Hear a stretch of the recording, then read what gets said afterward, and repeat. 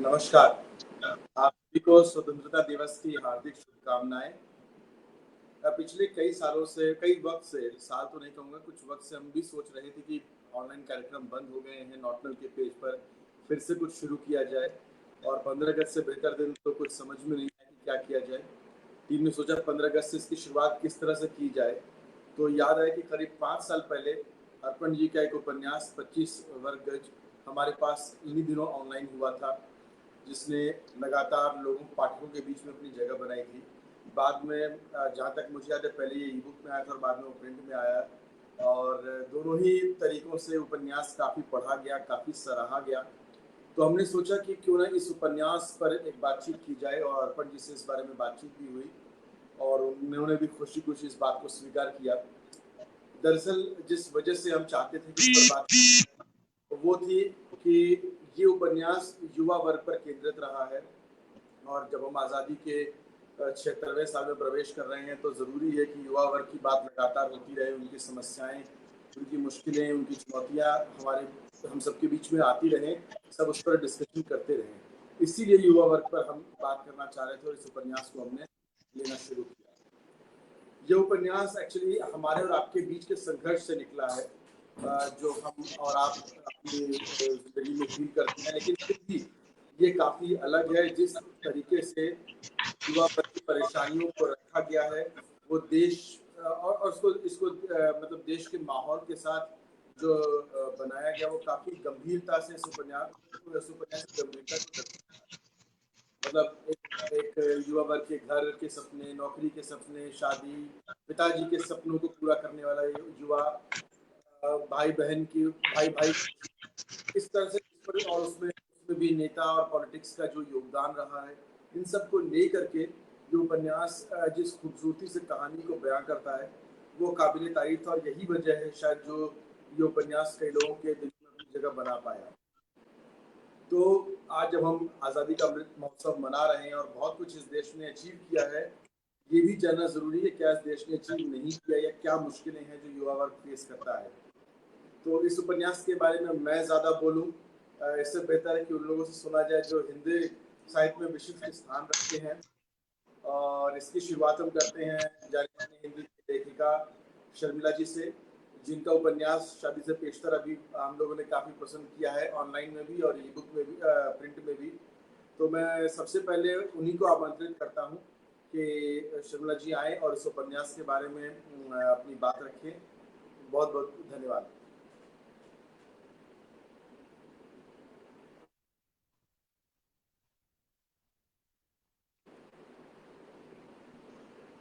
आप म्यूट हैं। शर्मिला जी का माइक ऑन कर दीजिए। म्यूट है। Good evening everyone and happy independence day.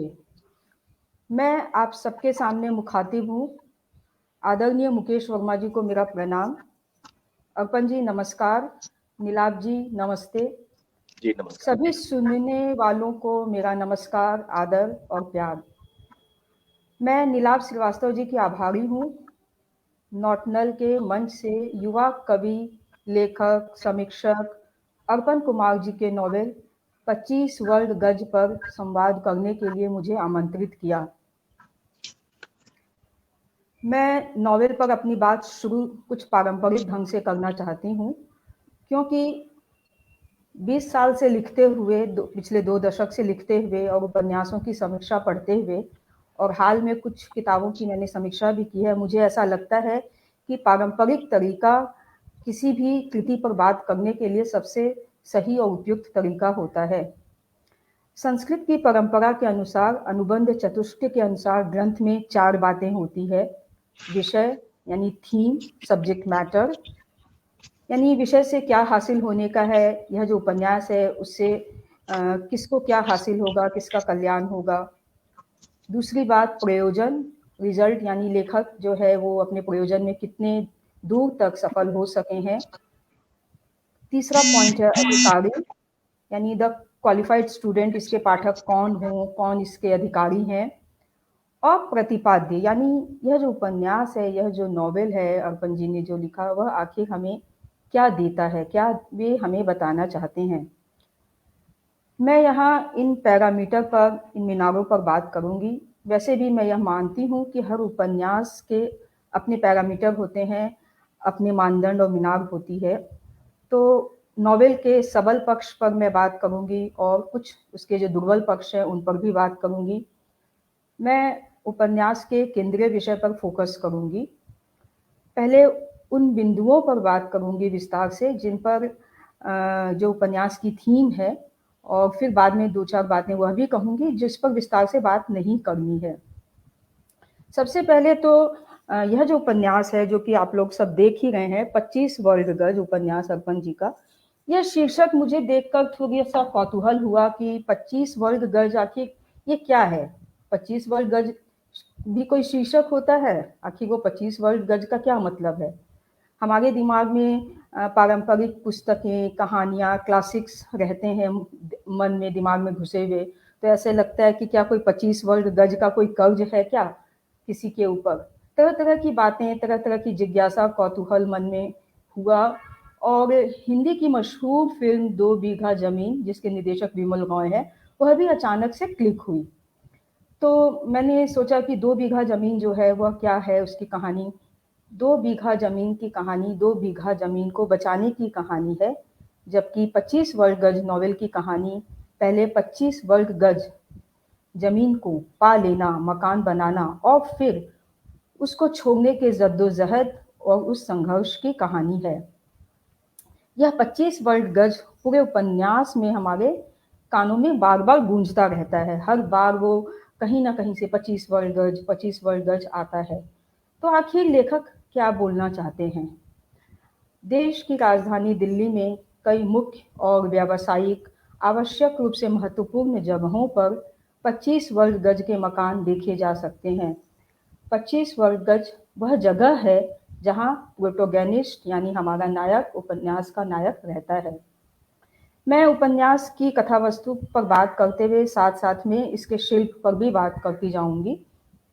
इस उपन्यास में हम देखते हैं कि लगभग 270 पृष्ठ हैं और मुख्य कथा के समानांतर कथा के भीतर कई कथाएं हैं, कई आख्यान चलते रहते हैं।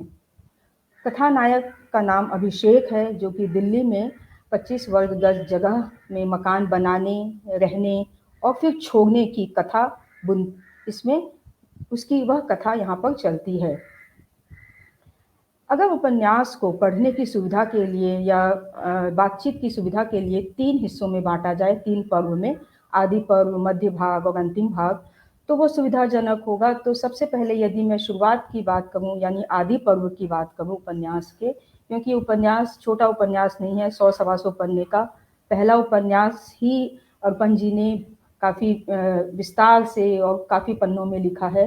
तो आदि पर्व की यदि बात करें तो यहाँ पर केंद्र में दिल्ली है, यानी दिल्ली में मकान बनाना और मकान में रहना और उसके बाद वह तंग जगह, वहाँ जहाँ पर ड्रेनेज सिस्टम बहुत ख़राब है, जहाँ पर रोशनी नहीं आ रही है, जहाँ बच्चे गिर रहे हैं, जहाँ बगल से दूसरों के घरों की आवाज़ें आ रही है, उसको फिर छोड़ने का एक संघर्ष जो है वो चलता है। लेखक अपने बचपन में भी जाते हैं और कई घटनाओं के माध्यम से, चरित्रों के माध्यम से वे इस द्वंद्व को व्यक्त करते रहते हैं। घटनाएं यानी इवेंट, वह बातें जो हो रही है और जो कथा को आगे ले जा रही है, उन सारी घटनाओं को हम गिन सकते हैं और उनकी एक सूची भी बना सकते हैं। और पर्सन यानी सिचुएशंस, वे स्थितियां हैं जिनमें नायक क्रिया प्रतिक्रिया करता रहता है। चरित्र की जो भावनाएं हैं, उसके विचार, अभिषेक के, इन सब से जो सारे सिचुएशंस बनते हैं, उससे अभिषेक हमें एक विवेकपूर्ण व्यक्ति के रूप में ग्रो करता हुआ दिखाई देता है। और ये सारी चीज़ें जो है वो संवाद वहाँ नहीं है, संवाद के माध्यम से नहीं हो रही हैं, बल्कि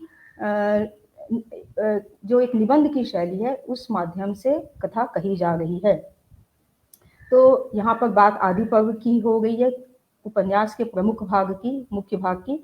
तो यह कथा एक ऐसे युवक की कथा है जो जमालपुरा जैसे छोटे गांव से दिल्ली पढ़ने, नौकरी करने, रहने का ठिकाना खोजने के लिए आया है।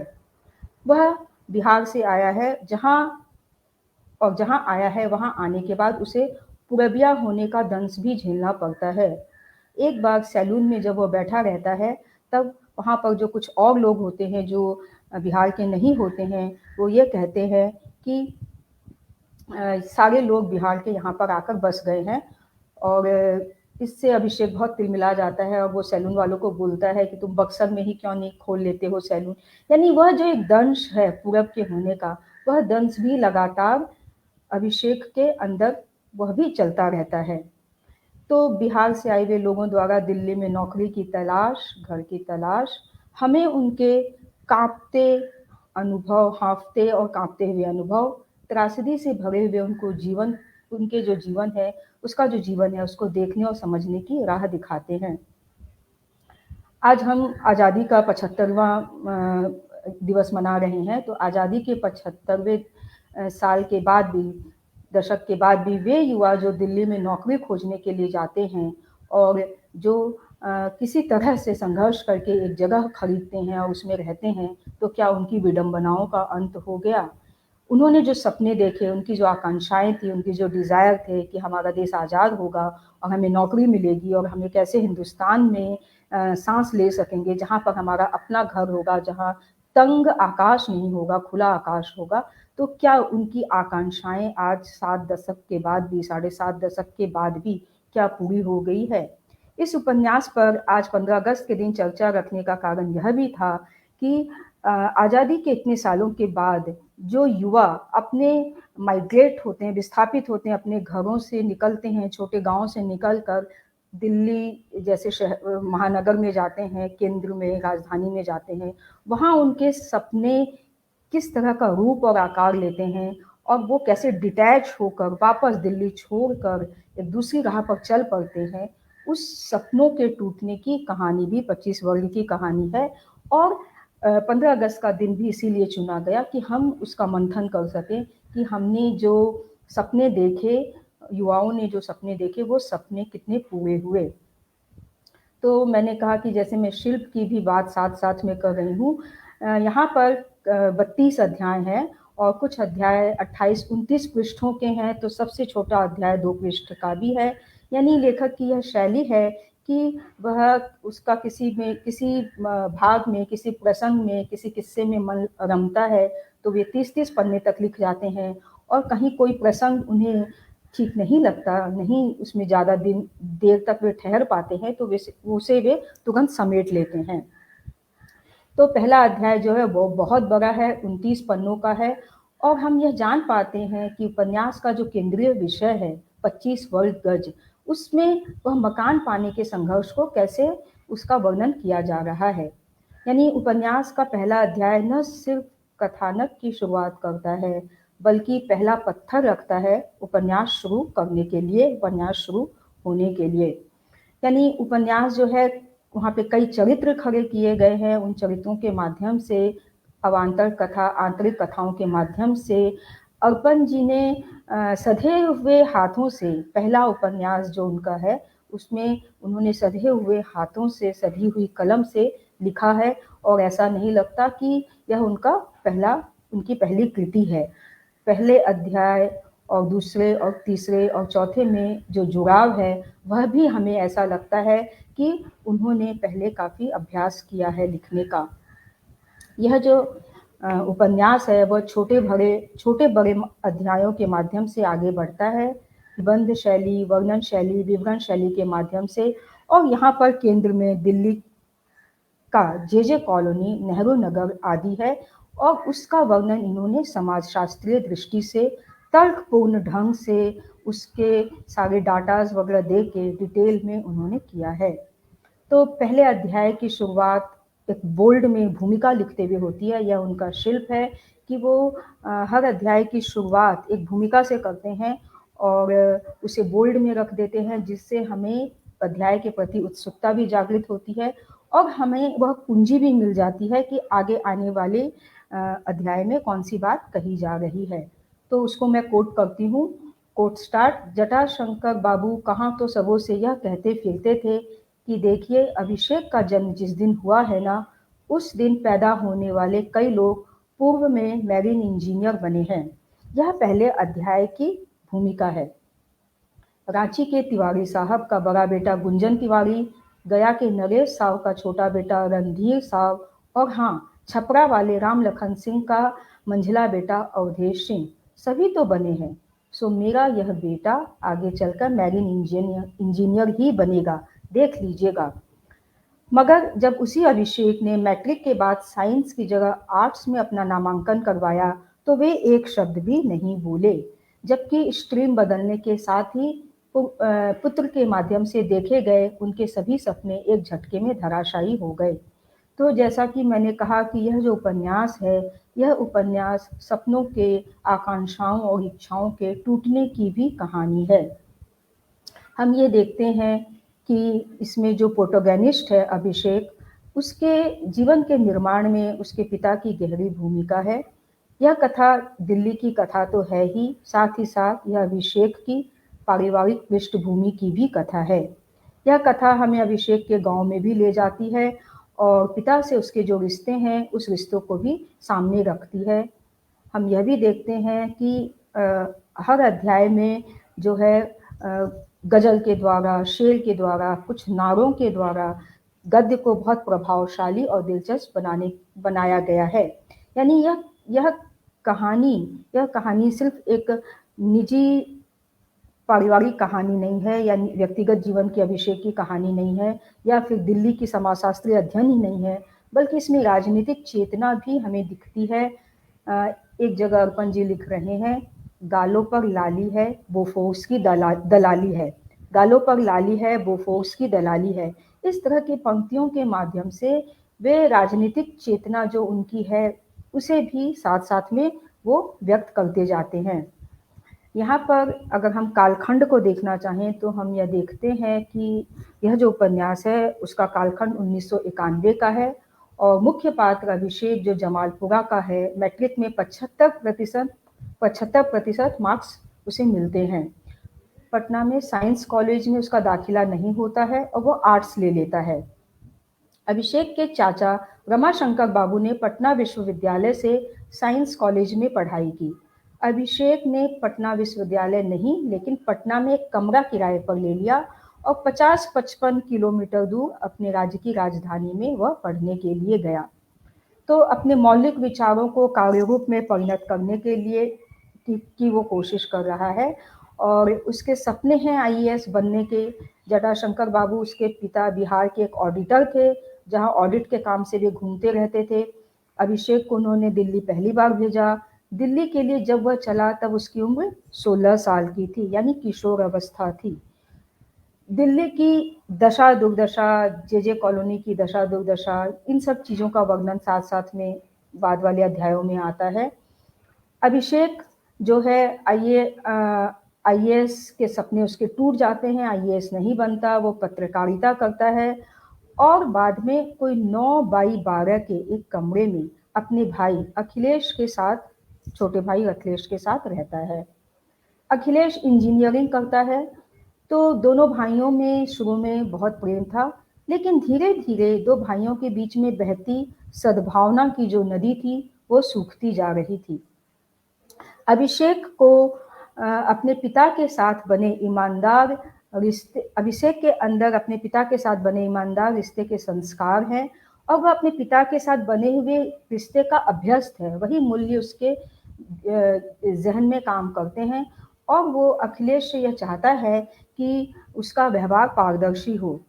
लेकिन जब अखिलेश का व्यवहार बहुत ही औपचारिक रहता है, पारदर्शी नहीं होता है और कटुतापूर्ण भी होता है, तब उसे कष्ट और पीड़ा होती है और वो ये समझने की कोशिश करता है कि आखिर कहाँ गलती हुई। और अखिलेश अपने छोटे भाई के साथ रिश्ते में वह गहराई और गुणवत्ता उसे नहीं दिखाई देती जो कि उसे अपने पिता के साथ संबंध में दिखाई पड़ती थी। तो दोनों भाइयों के बीच में एक संवादहीनता की खाई बढ़ती जा रही है और जैसा कि मैंने कहा कि यह उपन्यास रिश्तों की भी कथा कहता है, तो यह समानांतर रूप से दिल्ली महानगर की कथा के साथ साथ रिश्तों की कथा भी साथ साथ चलती रहती है। पिता से बने रिश्ते, भाई से बने रिश्ते। और जब अभिषेक जो है दिल्ली आ गया है, अपने जीवन की शुरुआत कर रहा है, वहाँ पीछे जो गांव छोड़कर आया है, पिता का घर छोड़कर आया है, वहाँ बंटवारा हो रहा है। उस बंटवारे में जो विभाजन हो रहा है वो उसमें पारदर्शिता नहीं है, उसमें भी ऊंच नीच है, कई तरह की बातें अभिषेक जो है वो समझने लग जाता है। तो इस तरह से उस बंटवारे का दंश भी उसके अंदर में साथ साथ चल रहा है। यानी 16 वर्ष का अभिषेक जब अपने गांव से निकला, उसके बाद से उसके साथ में जो भी चीज़ें उसके अंतर्मन में घट रही है वह धीरे धीरे उसे मैच्योर कर रही है और धीरे धीरे वह ग्रो हो रहा है। उपन्यास में पत्रकारिता का पक्ष भी साथ साथ चलता जाता है और पत्रकारिता के नियम, लेखन जगत के भीतर के अनुभव, जो कि ऊपर में चीज़ें बहुत सुंदर और चमकीली दिखाई देती हैं, लेकिन अंदर में वहाँ पर किस तरह की चीज़ें, जटिलताएं हैं, वो सारी चीज़ों से भी अभिषेक का सामना होता है और वो धीरे धीरे ग्रो करता है। जैसे जैसे हम आगे बढ़ते हैं हम देखते हैं कि कई तरह के छोटे पात्र, छोटी जगह लिए हुए पात्र, यानी बहुत थोड़ी सी देर के लिए कई पात्र आते हैं। जैसे हिमांशु झा, उसका एक मित्र भी आता है, उसके साथ उसके खट्टे मीठे अनुभव हैं अभिषेक के सामने धीरे धीरे वो जब पढ़ने लग जाता है अपना एक कमरा किराए पर लेकर, तो हम देखते हैं कि स्त्री पुरुष संबंधों की भी एक नई दुनिया उसके लिए खुल रही है जिससे वह अवगत नहीं था। अब्दुल की चाय की दुकान के तमाम किस्से हैं और युवा लड़कियों की कहानियां हैं, आनंद बख्शी के गीत हैं, वहाँ पर प्रेम, वासना, लंपटता के दबे छुपे किस्से हैं जो कि धीरे धीरे कान में पड़ते हैं और धीरे धीरे उसकी सुगबुगाहट हमें सुनाई पड़ती है। यहाँ पर हम यह भी देखते हैं कि अभिषेक के आंतरिक मन में पिता के संस्कार, पिता के दिए हुए मूल्य वे लगातार चलते रहते हैं। पिता अंतरजातीय विवाह के खिलाफ हैं और यह बात अभिषेक को याद रहती है जब वो कई तरह की किस्से कहानियां जब उसके जीवन में घट रही हैं, उसी समय उसी दौरान उसका किसी एक लड़की से लगाव भी होता है, एक नायिका आती है, उससे लगाव भी होता है, लेकिन वह वहाँ से अपनी राह बदल लेता है क्योंकि उसे ऐसा लगता है कि उसके पिता ने कहा था कि अगर वह अंतरजातीय विवाह करेगा तो उसके पिता आत्महत्या कर लेंगे। कि तो हम ये देखते हैं कि मुझे सुन रहे हैं नीलाभ जी? जी मैम, बिल्कुल। जी जी ठीक। तो हम ये देखते हैं कि अभिषेक है, जब आया था तब वो 16 साल का था और धीरे धीरे वो 16 से 20 होता है, 20 से 25 होता है, लेकिन उसके अंदर एक प्रौढ़ अभिषेक है और वह प्रौढ़ता उसे, जो जीवन उसके सामने खुल रहा है तमाम तरह का, उस सारे संघर्षों से उसके अंदर एक प्रौढ़ता आती चलती है और उसके रास्ते, और इसमें पिलर का काम उसके पिता के दिए हुए संस्कार भी कर रहे हैं। उसके बाद हम ये देखते हैं कि अभिषेक जो है वो कविता कहानी लिखता है, उसे कई पुरस्कार भी मिलते हैं और उसका रचनात्मक जीवन भी समानांतर रूप से चलने लगता है। बाद में अभिषेक का विवाह भी हो जाता है सुभाष मंडल की मौसेली बहन से और हमें ये पता चलता है कि अभिषेक जो है पारिवारिक जीवन में रचा बसा इंसान है। परिवार उसके जीवन की धुरी है और वह परिवार के बारे में तमाम तरह से सोचता है। वहाँ पर जीवन के खट्टे मीठे अनुभव हैं। कभी कभी यह हिस्सा काफ़ी विस्तार से लिखा गया है जो कि कम कसा हुआ मालूम पड़ता है। ऐसा लगता है कि बातें जो है और फिल्टर करके लिखी जानी चाहिए थी, इतने विस्तार की वहाँ पर आवश्यकता नहीं थी। लेकिन मध्यवर्गीय जीवन में जो निम्न मध्यवर्गीय जीवन में जो आर्थिक संकट है, उसके बहुत फाइन और क्लोज ऑब्जर्वेशन आते हैं और हम ये देखते हैं कि उपन्यास में समाजशास्त्रीय अध्ययन है। उपन्यास को हम एक समाजशास्त्रीय दृष्टि से भी पढ़ सकते हैं। वहाँ पे दिल्ली शहर और जे कॉलोनी जो है उसका यथार्थवादी चित्रण किया गया है। तो यह उपन्यास का मैंने अपनी तरह से एक आदि पर्व जो है, शुरुआत का एक भाग जो है वो मैंने आप लोगों के सामने अभी शाया किया कि उपन्यास इस तरह से आगे बढ़ रहा है। अब जो मध्य में जो कथा आती है उपन्यास की, वो इस तरह की है कि यह नॉवेल जो है एक तकलीफ, एक एहसास, एक दर्द का दस्तावेज है। यदि हम इसके स्ट्रीम को आइडेंटिफाई करें तो हम ये देखते हैं कि यह यथार्थवादी विधा का उपन्यास है।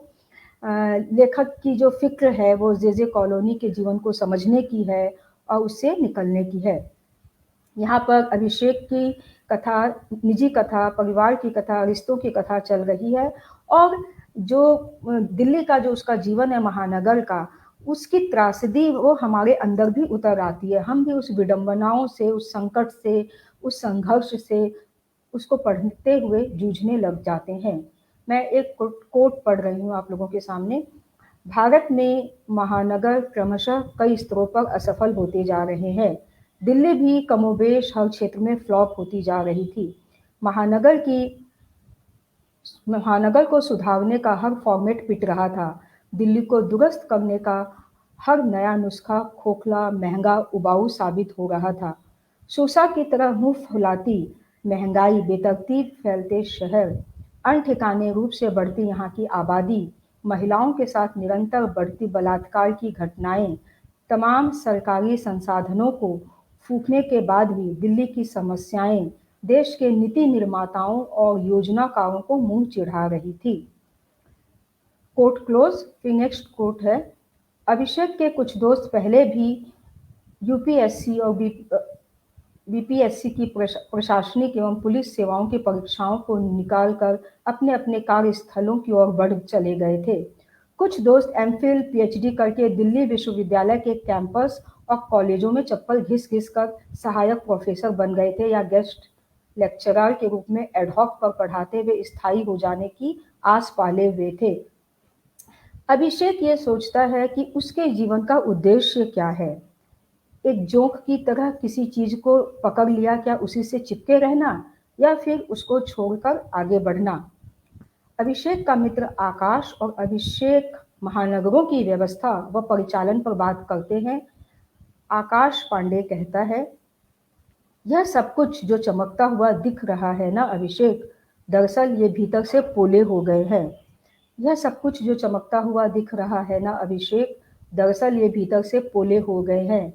ठीक वैसे ही जैसे जाड़े और गर्मी में हमारा सैनिटेशन सिस्टम जो हमें हर तरह से चाक चौबंद दिखता है, बरसात आते ही उसकी हड्डी पसली बाहर आने लगती है।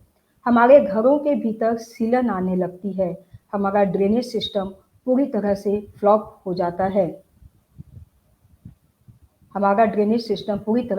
हो जाता है। नगर पालिका के नलों में गट्टर का पानी निकल कर आने लग जाता है। हमारी सब्जी मंडियों में गंदगी की जगह जगह ढेर लगी रहती है। सड़े गले फलों और सब्जियों से हमारा सब्जी मार्केट पटा रहता है और उसी के ठीक बगल में हम आसमान चूमती कीमतों पर सब्जियों, फल आदि को खरीद रहे होते हैं। ये न लें तो इनके भी वही हाल होंगे जो अभी कूड़े के ढेर पर पड़ी सब्जियों के हो रहे हैं। क्या हम अपने घर जो सामान ले जा रहे हैं वे शुद्ध और पौष्टिक हैं? नहीं। वैसे ही क्या यह साफ सुथरा चमकता हुआ शहर वास्तव में ऐसा है? उत्तर मिलेगा नहीं। फिर चाहे दिल्ली मेट्रो हो या रिंग रोड हो या फिर लंबे लंबे बनते फ्लाईओवर हो, सभी के वही हाल है और यह स्थिति भविष्य में और बाद में और बदतर होती जाएगी। तो इस तरह के उद्धरण, ये तो मैंने 2-3 उद्धरण ही पढ़े, लेकिन इस तरह के बहुत सुंदर सुंदर उद्धरण वहाँ पे हैं जो कि पढ़ के हम हिल जाते हैं। और अर्पण कुमार का पत्रकार का रूप हम बहुत अच्छे से यहाँ पर देखते हैं कि उन्होंने अपने नॉवेल में पत्रकारिता की विधा का किस तरह से प्रयोग किया है और हमें किस तरह से उनका उपन्यास समृद्ध करता है। ये दोस्त जो हैं अभिषेक और आकाश पांडे आपस में बात करते हैं और कहते हैं कि हम लोगों के पास किताबों के अलावा और रास्ता भी क्या है।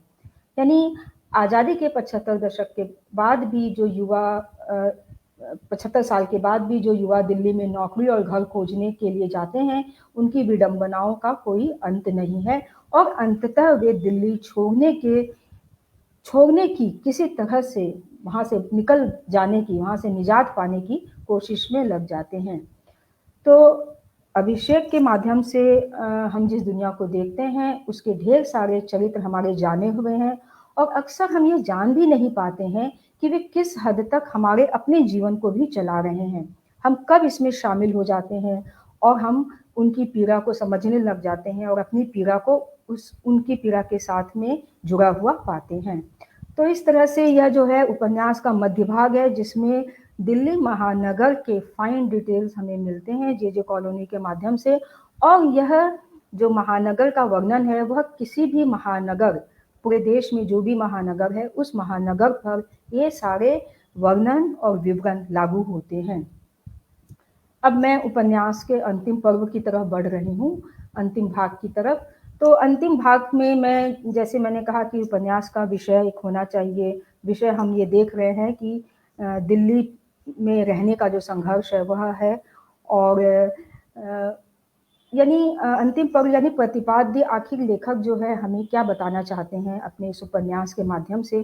तो पूरा उपन्यास पढ़ने के बाद, कुछ दिनों तक सोचने के बाद मुझे ऐसा लगा कि यह जो उपन्यास है इसमें हर चीज़ों के प्रति एक द्वंद्वात्मक रिश्ता लेखक का बनता है। यानी 25 वर्ग गज उपन्यास एक ऐसा उपन्यास है जिसमें नायक का, प्रोटोगनिस्ट का कई चीज़ों से द्वंद्वात्मक रिश्ता है, मकान से, भाई से, माँ से, पत्नी से, सभी से। 25 वर्ग गज मकान का मालिक होना अभिषेक को पहले गरूर से भर देता था।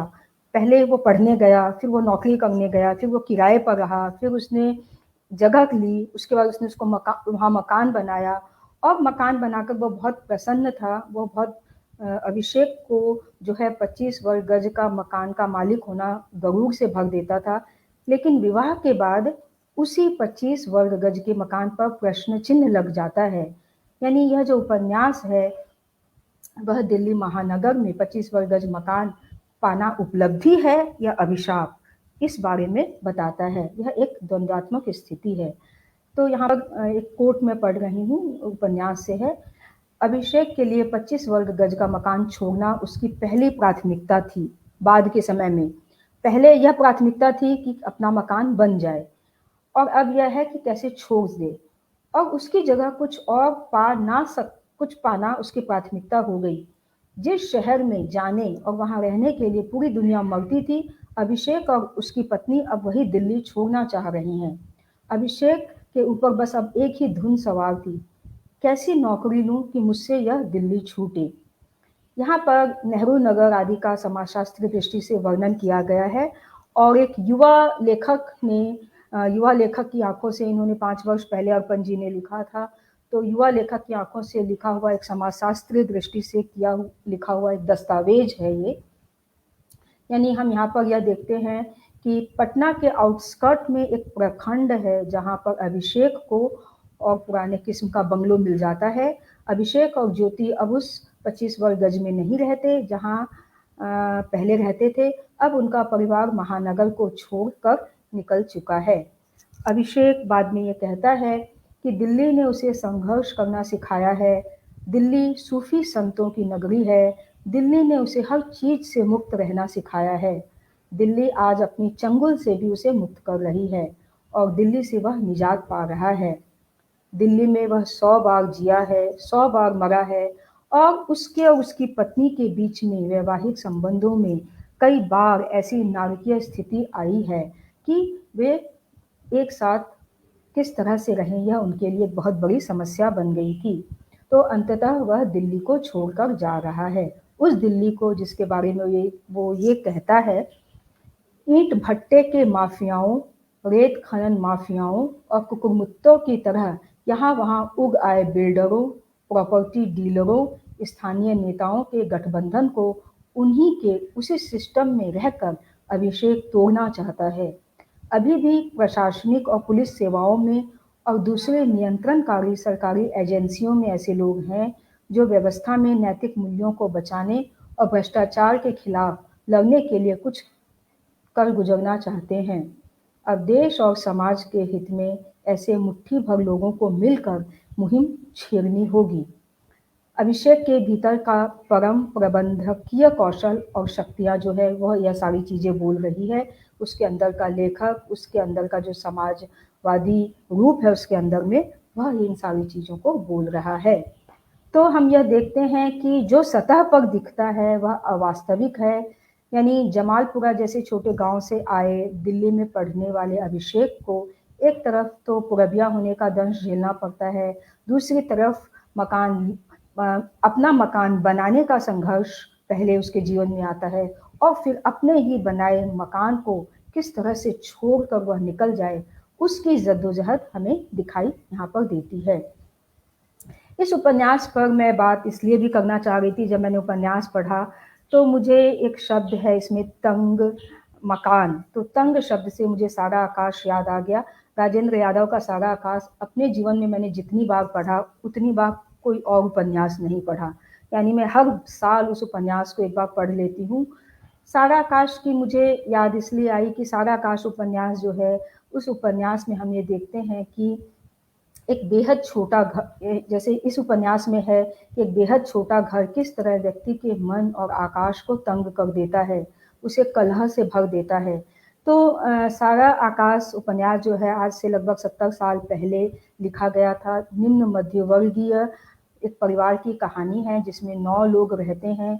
उसमें बाबूजी जो हैं उनके पेंशन के 25 रुपये आते हैं और धीरज भाई साहब के 99 रुपये, यानी 124 रुपये में घर चलता है। और वहाँ पर समर जो है वह अपने जीवन में कुछ करना चाहता है, वह बहुत महत्वाकांक्षी है, उसने 12th पास किया है और वो चाहता है कि वो देश के लिए कुछ करे, समाज के लिए कुछ करे, वह जीवन में कुछ बने। लेकिन उसकी जल्दी शादी कर दी जाती है और उसके पास एक नौकरी भी नहीं है। तो यह उपन्यास जब लिखा गया था तब ये था कि हमारा देश आज़ाद होगा, नेहरू हमारे प्रधानमंत्री बनेंगे, तो जो युवा हैं उन्हें ऐसी नौकरी मिलेगी जिससे उनके सपनों का जो रूप है, जो उनके सपने हैं वो सच होंगे और उन्हें एक ऐसा घर मिलेगा या एक ऐसा जीवन मिलेगा जहाँ पर उनकी आकांक्षाएं पूरी होंगी। लेकिन उस उपन्यास में समर के पास ऐसी कोई नौकरी नहीं आती, उसे कोई ऐसी नौकरी नहीं मिलती। प्रभा जो है वो भी अपना जीवन एक निम्न मध्यवर्गीय संयुक्त परिवार में अपने सपनों को में घुटते हुए, अपने सपने को चूर-चूर होते हुए देखती है और वहाँ पर वो अपना जीवन बिताती है। तो उस उपन्यास को पढ़कर मैं हर बार यही सोचती थी कि इस उपन्यास का कोई बाद का कोई रूप, सेकंड पार्ट यदि लिखा जाता तो वो क्या हो सकता था? तो क्या वो 25 वर्ग गज है? उस सारा आकाश का दूसरा भाग क्या 25 वर्ग गज है जिसमें समर जो है वो अभिषेक है और अभिषेक जो है वो उसने पढ़ाई की है, वो नौकरी लेता है, वो घर लेता है और वो घर लेकर फिर अपने सपनों को साकार करने के लिए वहाँ रहने लगता है, तो वह घर उसके लिए छोटा और तंग पड़ जाता है और वो वहाँ से निकल जाता है दिल्ली के कटु अनुभवों को लेकर। तो हमारे जो युवा हैं उन लोगों ने जो सपने देखे, क्या वो सपने हमारे देश में पूरे हुए? आज जब हम स्वतंत्रता दिवस मना रहे हैं तो क्या आज 70 साल के बाद, 75 साल के बाद भी क्या वे सपने हमारे पूरे हुए हैं? ये एक प्रश्न हमारे मन में आता है। तो मुझे इस उपन्यास पर बात करने में इसलिए बहुत ज़्यादा रुचि थी और मुझे अच्छा भी लग रहा था पढ़ना और इस उपन्यास पर सोचना। और फिर मैंने इस उपन्यास को एक दूसरे एंगल से भी देखा कि एक तरफ हमारे सामने अलका सरावगी का उपन्यास कुलभूषण का नाम दर्ज कीजिए विस्थापन की समस्या को लेकर आ रहा है। एक तरफ हम देख रहे हैं मधु कांकरिया का उपन्यास किसानों की समस्या के ऊपर है और उसी समय में कालखंड में आज से 5 वर्ष पहले एक युवा कथाकार 25 वर्ग गज जैसा उपन्यास लिखते हैं जिसमें दिल्ली में रहने के संघर्ष को बयां करते हैं। तो यह एक कालखंड में तरह तरह के विषय को लेकर लिखे हुए उपन्यास हैं जो अपनी अपनी तरह से अपनी समस्याओं को बताते हैं। और अभी मैंने अलका सरावगी का एक लंबा इंटरव्यू पढ़ा था, मास्टर क्लास में एक लंबा साक्षात्कार उनका आया। उसमें बहुत सारी बातें, महत्वपूर्ण बातें भी साझा कर रही हैं, लेकिन एक बात इस उपन्यास के संदर्भ में मैं बोलना चाहूँगी कि उन्होंने एक जगह पर कहा कि लेखक उस चीज़ को बहुत अच्छी तरह से लिख सकता है जिसको उसने बहुत करीब से देखा है, बहुत करीब से जाना है। तो यह जो उपन्यास है, अर्पण जी का पहला उपन्यास, इसको उन्होंने बहुत करीब से समझा है, उस विडंबनाओं को, उस कष्ट को, उस त्रासदी को, और जिसको लेखक बहुत पास से देखता, समझता है और जिस पेन से गुजरता है, उसको वो बहुत ईमानदारी से लिखता है, लिख पाता है। तो यह उपन्यास एक तरह से उनका सफल है इस दृष्टि से। उपन्यास में और भी कई बातें हैं, जैसे कभी-कभी लेखक दार्शनिक भी होते हैं, कई उपमाएँ देते हैं। नदी उनका जो है प्रिय रूपक है। नदी पर उनका एक कविता संग्रह भी है, जो कि पूरी श्रृंखला है कविता की, और इसमें भी नदी जो है उसको उन्होंने रूपक की तरह कई जगह पर अपनी दार्शनिक बातों को व्यक्त करने के लिए उसका प्रयोग किया है। बरगद के पेड़ की बात भी करते हैं, वो बहुत सुंदर उद्धरण है, लेकिन बहुत विस्तार में मैं नहीं जाऊँगी, बहुत समय हो रहा है। तो इस तरह से हम ये देखते हैं कि यह जो उपन्यास है, यह थर्ड पर्सन में लिखा गया है, थर्ड नैरेटर जो है थर्ड पर्सन में यह उपन्यास लिखा गया है, और यह भावनात्मक नहीं बल्कि यथार्थपरक उपन्यास है, जिसमें हम एक तनाव की सृष्टि होती है पूरे उपन्यास में, और हम यह देखते हैं कि जो चीज़ को पाने की जितनी लालसा होती है, बाद में व्यक्ति उसी से उतना ही डिटैच भी हो जाता है। तो यह भी हम इसमें देख पाते हैं। यानी यह जो उपन्यास है, इसको हम एक मोटिव की तरह भी ले सकते हैं, रूपक की तरह भी, कि किसी चीज़ को पाना ही अंतिम लक्ष्य नहीं होता। कई बार जो हमें मिल गया, उसको हम छोड़ें किसी तरह से और उससे हम निजात पाएँ, वह भी हमारी मंजिल बन जाता है। तो इस तरह से हम यह देखते हैं कि यह जो उपन्यास है वह दिल्ली शहर, महानगर और उसके कॉलोनी का पर सारी चीज़ों के ऊपर यथार्थवादी दृष्टि डालते हुए बहुत विस्तार से, बहुत फाइन ऑब्जर्वेशन के साथ लिखा गया है। तो यह एक अर्पण जी की बहुत सुंदर कृति है, जिसे पढ़ा जाना चाहिए, और मैं अपनी बात यहीं पर समाप्त करती हूँ। तो धन्यवाद नीलाभ जी, इसी बात के साथ।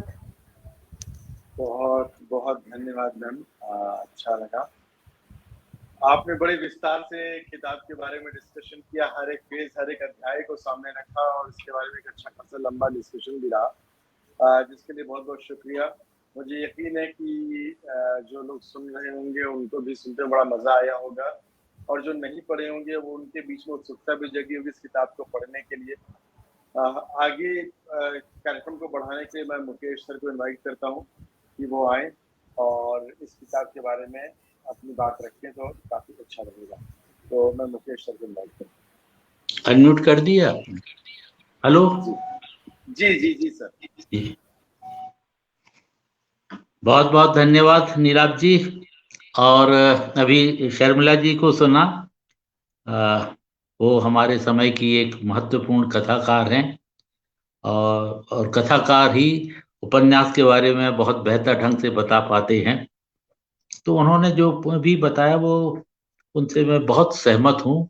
उन्होंने एक बड़ा महत्वपूर्ण विश्लेषण किया, और उपन्यास के जो मुख्य तत्व थे, जो मुख्य बातें थी, उसको उन्होंने रेशे रेशे व्यक्त किया है।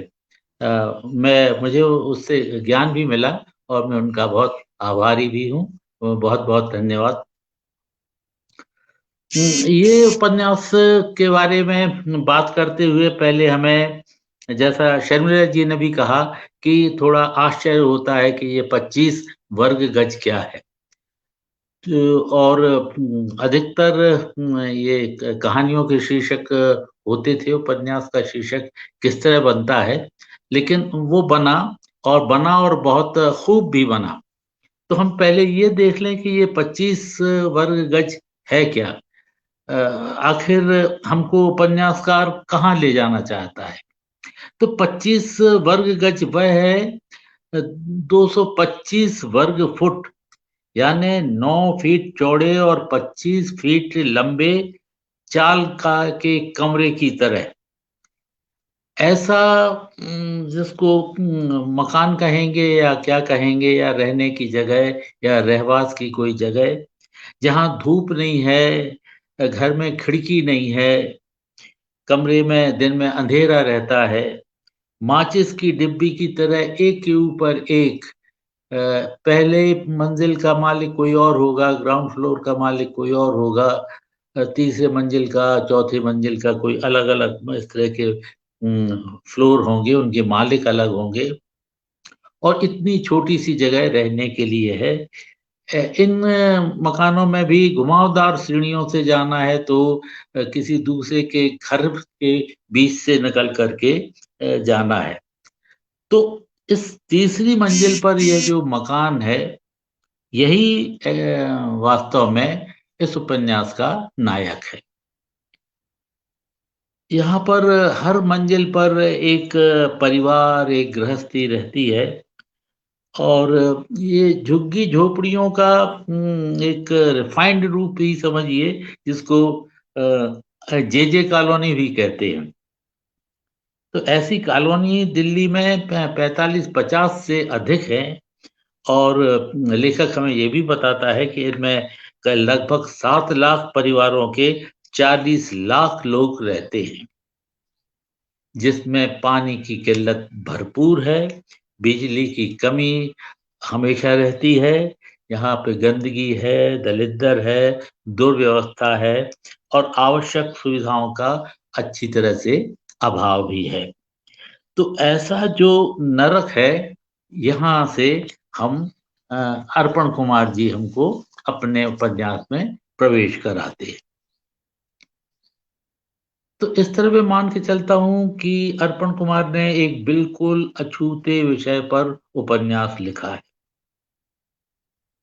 अभी तक इस तरह के थीम को, इस तरह के विषय को छूने का साहस कहना चाहिए या नहीं कहना चाहिए, लेकिन किसी ने इसके बारे में नहीं सोचा या उन्होंने इस पर अपनी सामर्थ्य नहीं आजमाई।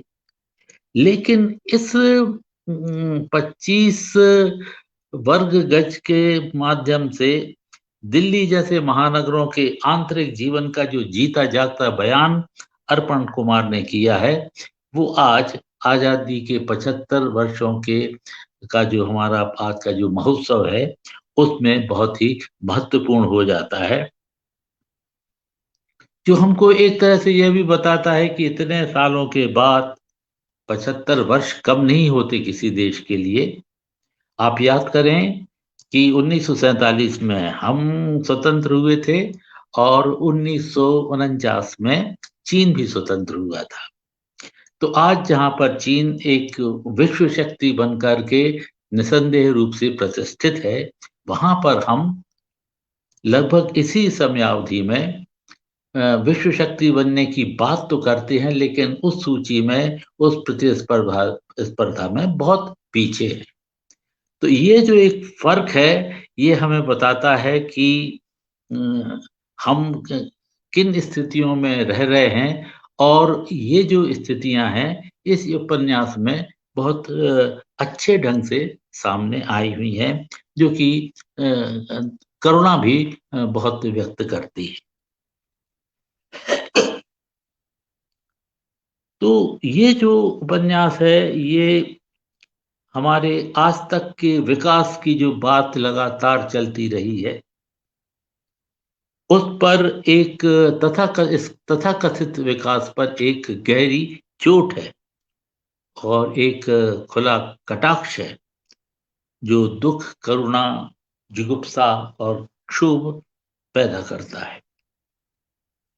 इसके साथ साथ ही उन तमाम राजनीतिक नारों वादों की पोल भी खोलता है, जिन्होंने बरसों तक और आज तक देश के गरीब जनता के साथ बेपनाह और बेहुदा मजाक करने का अभियान छेड़ रखा है। आज भी हम उसी मजाक में जीते जा रहे हैं और जो 1950 में युवा वर्ग में जो उत्साह था, उत्साह था, उमंग थी, उसको लेकर के जिस तरह के सपने देखे गए थे, उम्मीदें बांधी गई थी, उनका धीरे धीरे 3 पीढ़ियां निकलती हैं और उसका हश्र ये होता है कि आज भी हमारा जो युवा वर्ग है, इसी घोर नैराश्य में, हताशा में जीवन जी रहा है और उसके पास अपने सपनों को सच करने का कोई जरिया नहीं है, कोई माध्यम नहीं है। तो इस बात को ये उपन्यास बहुत पैने ढंग से सामने रखता है। और जैसा कि शर्मिला जी ने बिल्कुल ठीक कहा कि यह एक यथार्थवादी विधा का उपन्यास है। निश्चित रूप से इसमें जो हमारे समय का बीभत्स यथार्थ है उसको उन्होंने उस तरह से अर्पण कुमार ने सामने रखा है। और हमको अ, ये उस शर्मिंदगी की तरफ भी हमको वो ले जाते हैं जिसमें हमारे युवाओं को जीना पड़ रहा है। और धीरे धीरे उनकी जगह दूसरे युवा लोगों की ऐसी पीढ़ी आती है जो कि फिर उसी नारकीय जीवन के लिए अभिशप्त है। इस उपन्यास की मुझे कुछ खास विशेषताएं लगी जो मैं बताना चाहूंगा। एक तो मुझे स्थानीय वातावरण के डिटेल्स मुझे बहुत ही पसंद आए, जो गहरे ऑब्जर्वेशन से निकले हुए हैं। अर्पण कुमार एक बहुत अच्छे कहानीकार हैं और उनकी कहानियों पर मैंने पाया है, क्योंकि मैंने उनकी कहानी पढ़ी भी है काफी, तो मैंने पाया कि उनकी कहानियों पर आमतौर में डिटेल्स बहुत होते हैं और वो अपने डिटेल्स बहुत बेहतरी के साथ डिपिक्ट करते हैं। डिटेल्स के साथ एक दिक्कत ये होती है कि वो बोझिल ना हो जाएं, और ये एक कला, ये निपुणता लेखक में आनी चाहिए। और सौभाग्य से अर्पण कुमार जी के पास ये विशेषता है कि वे अपने डिटेल्स दर्शाते हैं किसी भी विषय के बारे में, वातावरण के बारे में, स्थिति के बारे में, लेकिन और उसके पीछे उनके बहुत बारीक ऑब्जर्वेशंस होते हैं, लेकिन उससे मूल कथा बाधित नहीं होती, बल्कि मूल कथा उससे गति पाती है। तो वही शिल्पगत प्रवृत्ति मैं इस उपन्यास में भी मैं पाता हूँ और मुझे लगता है कि बहुत बेहतर ढंग से अर्पण कुमार ने अपने जो उनके अनुभव और अनुभूतियों के जो डिटेल्स हैं, जो उन्होंने देखा है, सोचा है, जो उन्होंने भोगा है, उसको उन्होंने बेहतर तरीके से इसमें दर्शाया भी है। अब जे कॉलोनी के इन मकानों की जो बनावट है, उनकी जो दुर्दशा है, और इंसानियत के से नीचे गिरे हुए जो जीवन स्तर हैं, इनके सूक्ष्म वर्णन और विवरणों से उपन्यास भरा पड़ा हुआ है। और इसी में उपन्यास की मुझे सफलता भी महसूस होती है। इसमें तमाम डिटेल्स में जो बातें आई हुई हैं, वो वातावरण को बहुत मुखर करती हैं, वातावरण के बारे में बताती हैं। उपन्यास का मतलब मुझे लगता है कि केवल एक कोई किस्सा कहना या कहानी कहना नहीं होना चाहिए। वह अपने समय को डिपिक्ट करता है, अपने समय को प्रतिबिंबित करता है, और उन्होंने अर्पण ने इस काम को बहुत बखूबी किया है। अच्छा, और ऐसा करते हुए वो लगातार हमारी चेतना पर चोट करते जाते हैं और बार बार हम अपने आसपास के वातावरण से उसको आत्मसात करते जाते हैं कि ये देखिए, जो दिल्ली का जो महानगर है या वो बम्बई के महानगर से कोई अलग नहीं है, या वो हमारे शहरों के जो तेजी से महानगर बन रहे हैं, वो भी उन्हीं की परिभाषा में धीरे धीरे कैद होते जा रहे हैं, और वही वातावरण, वही तनावपूर्ण स्थितियां यहाँ भी बन रही हैं। दूसरा मुझे लगा कि अर्पण कुमार के पास भाषा का बड़ा सरल सहज प्रवाह है। उनके पास भाषा नकली नहीं है, वो बनाते नहीं हैं, और जैसा वो सोचते हैं वैसा वो लिखते हैं। मतलब अलग से उसको सजाने की, सुसज्जित करने की कोशिश अर्पण कुमार में नहीं दिखती है। मतलब जैसे कहते हैं बोलती हुई भाषा, वो अर्पण जी के पास है, और उसमें एक रवानी में शब्द के बाद शब्द चले आते हैं, शब्दावली आती रहती है, उनमें मुहावरे भी है, और उनमें पात्रों की भावाक्तियां भी बेहतर अच्छे से आती है। तो स्त्रियों को इस स्थितियों को व्यक्त करने की जो भावाकुलता है और उनका जो तकलीफ का बयान है, उसमें अर्पण एक निरंतरता बनाए रखते हैं। ये बात ही इस उपन्यास को पठनीय बनाती है। वरना अगर ये बात नहीं होती तो ये उपन्यास थोड़ा बोरिंग हो सकता था, क्योंकि लगातार एक ही स्थिति को बार-बार कहा जा रहा है। घटनाएँ उसमें बहुत ज़्यादा इस उपन्यास में नहीं है, लेकिन जो तनाव है उसको बरकरार रखा गया है, ताकि उस तनाव में पाठक भी शरीक हो सके। इसके अलावा भाषा में संयम भी रखा गया है। संयम जो बरता गया है, कुछ इसमें आत्मिक प्रसंगों में भी हैं, जिसमें उन्होंने भाषा को अ, फिसलने नहीं दिया है, बल्कि प्रेम और निजत्व के क्षणों को गहरी आत्मीयता और स्वतः और स्वाभाविक रूप से उन्हें व्यक्त होने दिया है। अक्सर ये ऐसा होता है कि कहीं-कहीं आत्मिक प्रसंगों में लेखक भी रस लेने लगता है, और वो इस झोंक में या अपने लेखन को लोकप्रिय बनाने के चक्कर में या रसप्रिय बनाने के चक्कर में ज़्यादा गहराई से उसमें प्रवेश करता है, जो कि मैंने देखा कि इसमें भाषा में उन्होंने संयम रखा है और अपनी बात को हर जगह गंभीरता से कहा है। कहीं भी उसमें ओछापन शब्दावली में नहीं आता है। और सबसे बड़ी बात तो मुझे ये लगी कि इस उपन्यास में भाषा एक साक्षी के तौर पर हालत का जायज़ा प्रस्तुत करती है। ये बहुत कठिन होता है कि भाषा को एक साक्षी के तौर पर रखा जाए।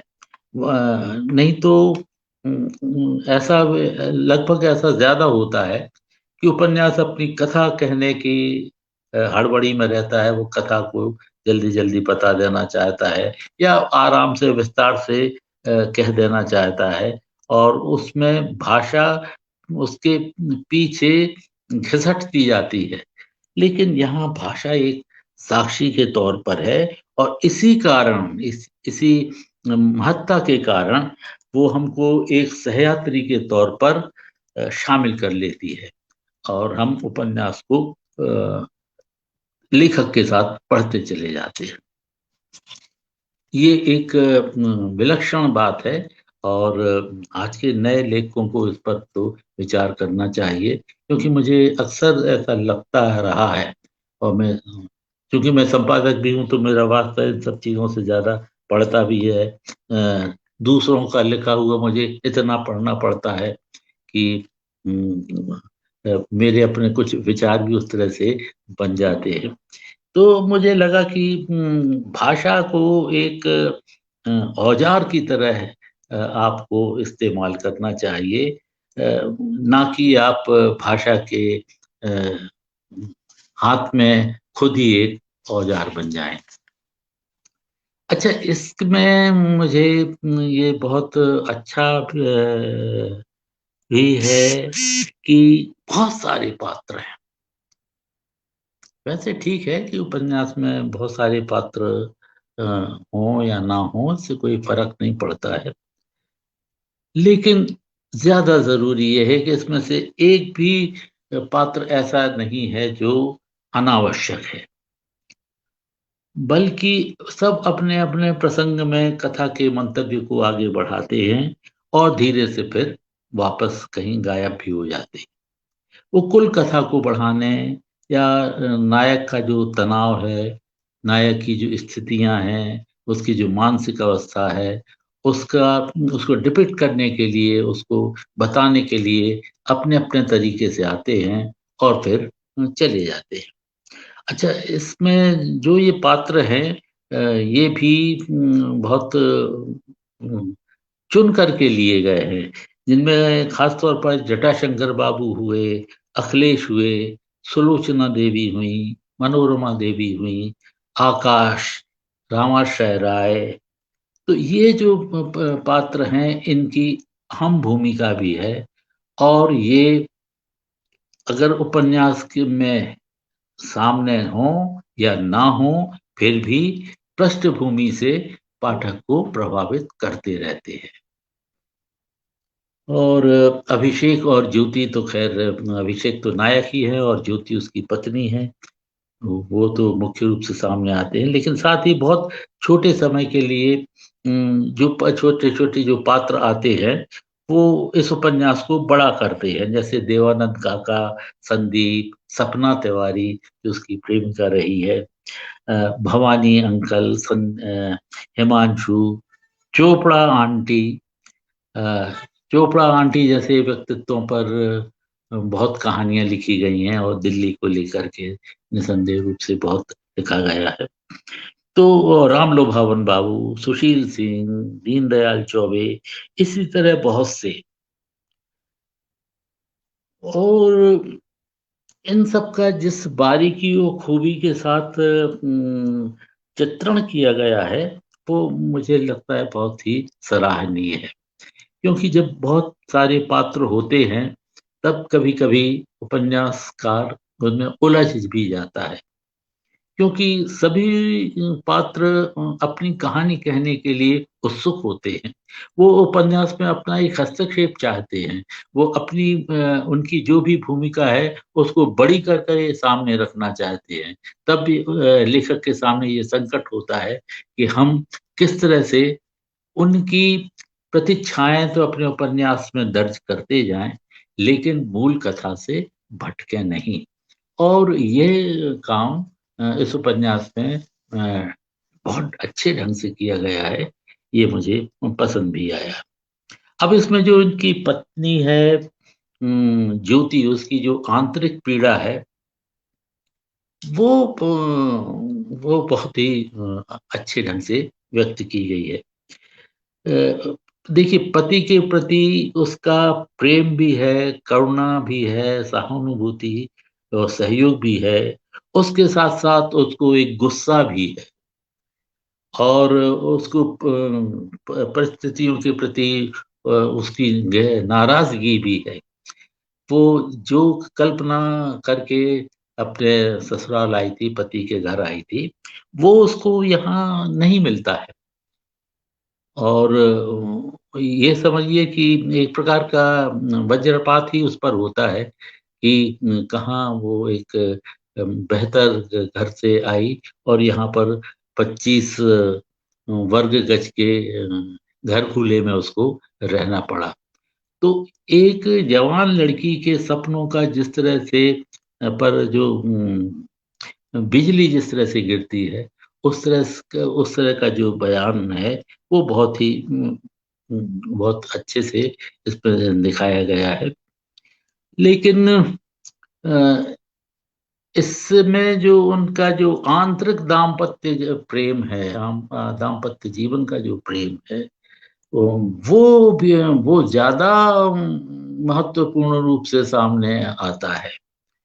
निसंदेह दोनों में झगड़े होते हैं और टकराहट होती है, तनाव बनता है, ये सब तमाम चीजें होती हैं। लेकिन एक जो दाम्पत्य जीवन का की जो कि अक्सर भारतीय घरों में पाई जाती है, इससे मुझको भारतीय संस्कृति का प्रवक्ता ना माना जाए, लेकिन जो एक भारतीय घरों में पाई जाती है, एक जो अंतरधारा पति पत्नी के बीच में बहती है, वो उसको बहुत ही सुंदर ढंग से यहाँ पे प्रस्तुत किया गया है। उसी तरह से पिता जटाशंकर एक टिपिकल पात्र है, एक निरीह व्यक्ति है और उसको अपने बेटे को लेकर के बहुत बड़े बड़े सपने हैं उसके भीतर। और लेकिन उन सपनों को पूरा नहीं कर पाने की उसकी जो लाचारी है, जो आर्थिक अक्षमता है, तो उसकी जो छटपटाहट है उस आदमी को लगातार घेरे रहती है।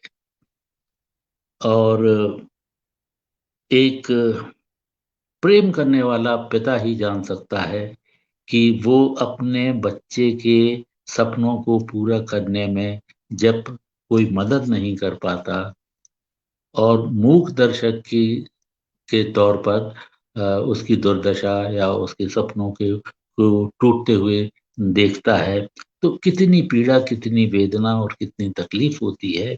ये इस भीतरी दर्द को बहुत अच्छे ढंग से उकेरा गया है। मुझे लगता है कि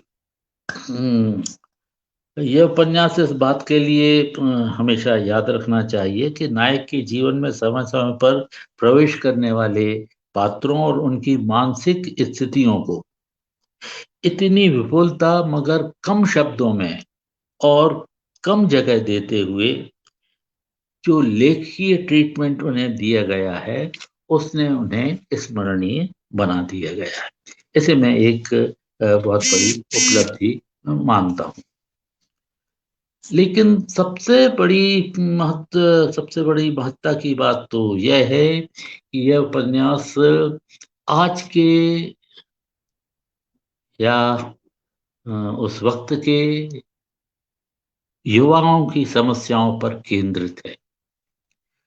जो समस्याएं 50-55 में 60 में युवाओं के सामने थी, वही समस्याएं थोड़ी और प्रगाढ़ रूप में 70-80 के दशक में भी आई। वही समस्याएं उदारीकरण के बाद 90 और 2021 में भी आई और आज भी वही समस्याएं दिख रही हैं। ये जो समस्याओं की निरंतरता है और युवाओं के सपनों का टूटते रहना है, एक 75 साल के लगातार समयावधि में जो इस तरह का विक्षोभ पैदा हो रहा है, उस पर ये गौर करने वाली बात है। और इसी टूटन को, इसी छटपटाहट को, इसी दुख को इस उपन्यास में उन्होंने दर्शाया है, जो कि नायक के अंतर्द्वंद के रूप में वो सामने आता है। अच्छा, ये जो अंतर्द्वंद है, यह एक आदिम राग में निबद्ध शोक गीत की तरह निरंतर धीमे धीमे बजता रहता है। कभी वो नेपथ्य में बजता है, कभी सामने से बजता है, कभी ज्यादा शोर के तौर पे भी आता है और कभी बहुत ही धीमी गति से भी आता है। लेकिन ये तनाव का जो संगीत है, तनाव का संगीत मुझे नहीं मालूम कैसा होता है, लेकिन इस उपन्यास में लगता है कि तनाव लगातार इस उपन्यास में बना रहता है। और ये जो उपन्यास का जो नायक है, उसके साथ हम संलग्न हो जाते हैं। वो जिस तरह से परिस्थितियों से लड़ता है, जूझता है, हारता है, निराश होता है और एक दुख की कहानी अपनी वो कहता है, जो और इसके साथ साथ ही वो एक उम्मीद बनाए रखता है, कोशिश करता है। उम्मीद तो बनती ही है, एक कोशिश जो करता रहता है कि वो इस नरक से किस तरह से वो कब मुक्त होगा। तो यह उपन्यास यहीं पर खत्म होता है कि वो उस नरक से मुक्ति तो प्राप्त कर लेता है, लेकिन यह प्रश्न छूट जाता है कि क्या देश के सारे युवा या अधिकतर युवा इस तरह के हालात से कभी कोई निजात पा सकेंगे? क्या उनके रास्ते खुले हुए हैं और वे अपनी थरथराती मुट्ठियों से लगातार इस व्यवस्था के बंद दरवाजों पर दस्तक देते रहें, या इस उपन्यास का कोई और अंत होना चाहिए? यह तो मुझे लेखक ही बताएगा, क्योंकि ये अंत जो है वो उस छटपटाहट, उस वेदना, जो लगातार जो तनाव की स्थिति लेखक ने बराबर 120 पेज में बना करके रखी थी, उससे हमको निजात नहीं दिलाती। तो मुझे ऐसा लगता है कि कुछ और भी कुछ इस उपन्यास का अंत होना चाहिए। बहरहाल क्या होना चाहिए था, तो ये तो अर्पण कुमार जी ही बेहतर ढंग से बता सकेंगे। मुझे तो ये उपन्यास बहुत महत्वपूर्ण लगा और मुझे इसके लिए अर्पण जी को बहुत बहुत बधाई और शुभकामनाएं देनी चाहिए। अब छोटी मोटी बात, मैं एक संपादक हूँ तो मेरी आदत है, तो मैं करता ही रहूंगा कि इस किताब की छपाई में गुणवत्ता नहीं है, एक लापरवाही बरती गई है। ये इसका थोड़ा ध्यान रखा जाना चाहिए था। उपन्यास में भी वैसे भी एडिटिंग की बहुत गुंजाइश है। कई बार दोहराव हमें खटकते हैं और वो जो एक ललित प्रवाह जो भाषा का बनता है उस पर वो बाधा भी डालते हैं। अच्छा, इसके अलावा टाइपिंग की भी कभी कभी की कहीं कहीं पे गलतियां हैं, जिससे कुछ कंफ्यूजन होता है। अब जैसे पृष्ठ क्रमांक 51 पर लिखा गया है कि अभिषेक ने बी टेक का यह कोर्स निर्धारित अवधि में पूरा कर लिया। अब यहाँ अभिषेक नहीं, अखिलेश होना चाहिए, क्योंकि यह उसका भाई है जो कि ये साइंस का ये कोर्स कर रहा है। तो इससे कंफ्यूजन होता है कि अभिषेक तो आर्ट्स में चला गया था, ये बीटेक कैसे करने लगा। तो ये टाइपिंग आईपिंग की मिस्टेक है, लेकिन इससे क्या होता है कि बहुत एक कंकड़ की तरह कुछ खटकने लगता है। तो वो इसी तरह प्रश्न 139 पर छोटे भाई का नाम अश्वनी दिया गया, पर अगले प्रश्न पर ही उसका नाम अभय दिया गया। तो ये थोड़ा हमको सुधार लेना चाहिए अगले संस्करण के टाइम में, क्योंकि अश्वनी है कि हम लोग जो हैं पुराने पाठक हैं और रचना को बहुत गंभीरता से पढ़ते हैं, तो सरसरी तौर पे पढ़ने का अभ्यास नहीं है, तो इसलिए ये बातें भी हम लोगों के जहन में आ जाती है। तो खैर इसको सुधार लेना चाहिए, मैं यही कहूँगा। तो ये तो सिर्फ चलते चलते कही जाने वाली छोटी मोटी बातें थी और इसको मित्रता के रूप में अर्पण जी ग्रहण करें। बड़ी बात तो ये है कि उपन्यास अपने मूल अर्थ और आशय में अपने मंतव्य को संप्रेषित करने में समर्थ और सफल है। मानसिक गुत्थियों और उसके उनके तनावों को जिस भाषाई प्रवाह के निरंतर आवेग में एक रस और एक भाव से प्रकट करता हुआ यह उपन्यास है, इसको इस तरह से सामने लाना बड़ा कठिन काम है जो कि उन्होंने किया है, विशेषकर जब युवा मन केंद्र में हो और सभी स्थितियां प्रतिकूल हों। युवा मन के बारे में इतनी गहराई से विचार करके प्रस्तुत करना, क्योंकि इतनी स्थितियां प्रतिकूल हैं और इतने अन्य दबाव हैं कि हम उसके मन का ठीक तरह से प्रतिबिंबित भी नहीं कर सकते, उसको दर्शा भी नहीं सकते, समझ भी नहीं सकते। खुद युवा ही नहीं समझता तो पाठक क्या समझेगा।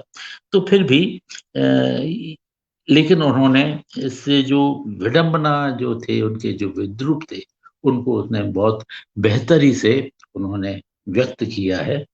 तो मैं इसके लिए उनको बहुत बहुत बधाई देता हूँ और अगले उपन्यास की उनसे फिर से कामना करता हूँ। मुझे लगता है कि अर्पण कुमार जी अब तो निष्णात हो गए हैं और जल्दी ही हमको एक बहुत अच्छा उपन्यास और भी देंगे।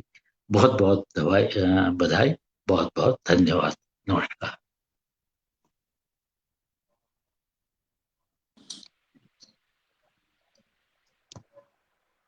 बहुत बहुत धन्यवाद सर, आपने बड़ी खूबसूरती से इस बातों को सामने रखा और बताया कि इस उपन्यास की खासियत क्या है, क्यों पढ़ा जाना चाहिए। कुछ उपन्यास या प्रिंटिंग में दिक्कतों को भी आपने बताया और मुझे लगता है कि बड़ा ज़रूरी बातें हैं जो हम अर्पण सर से जानना चाहेंगे। अंत के बारे में भी आपने काफी अच्छा जिक्र किया कि क्या इसका कुछ और अंत और किस तरह से इसका अंत सोचा गया, क्या कुछ और अंत भी संभव था।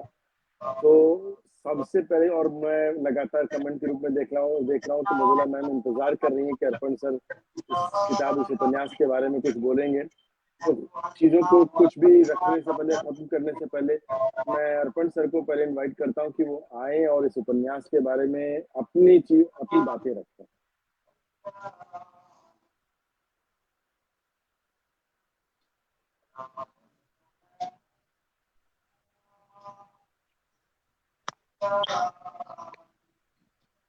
मेरे यहाँ बिजली कट गई है। इलाम जी, मेरी आवाज आ रही है?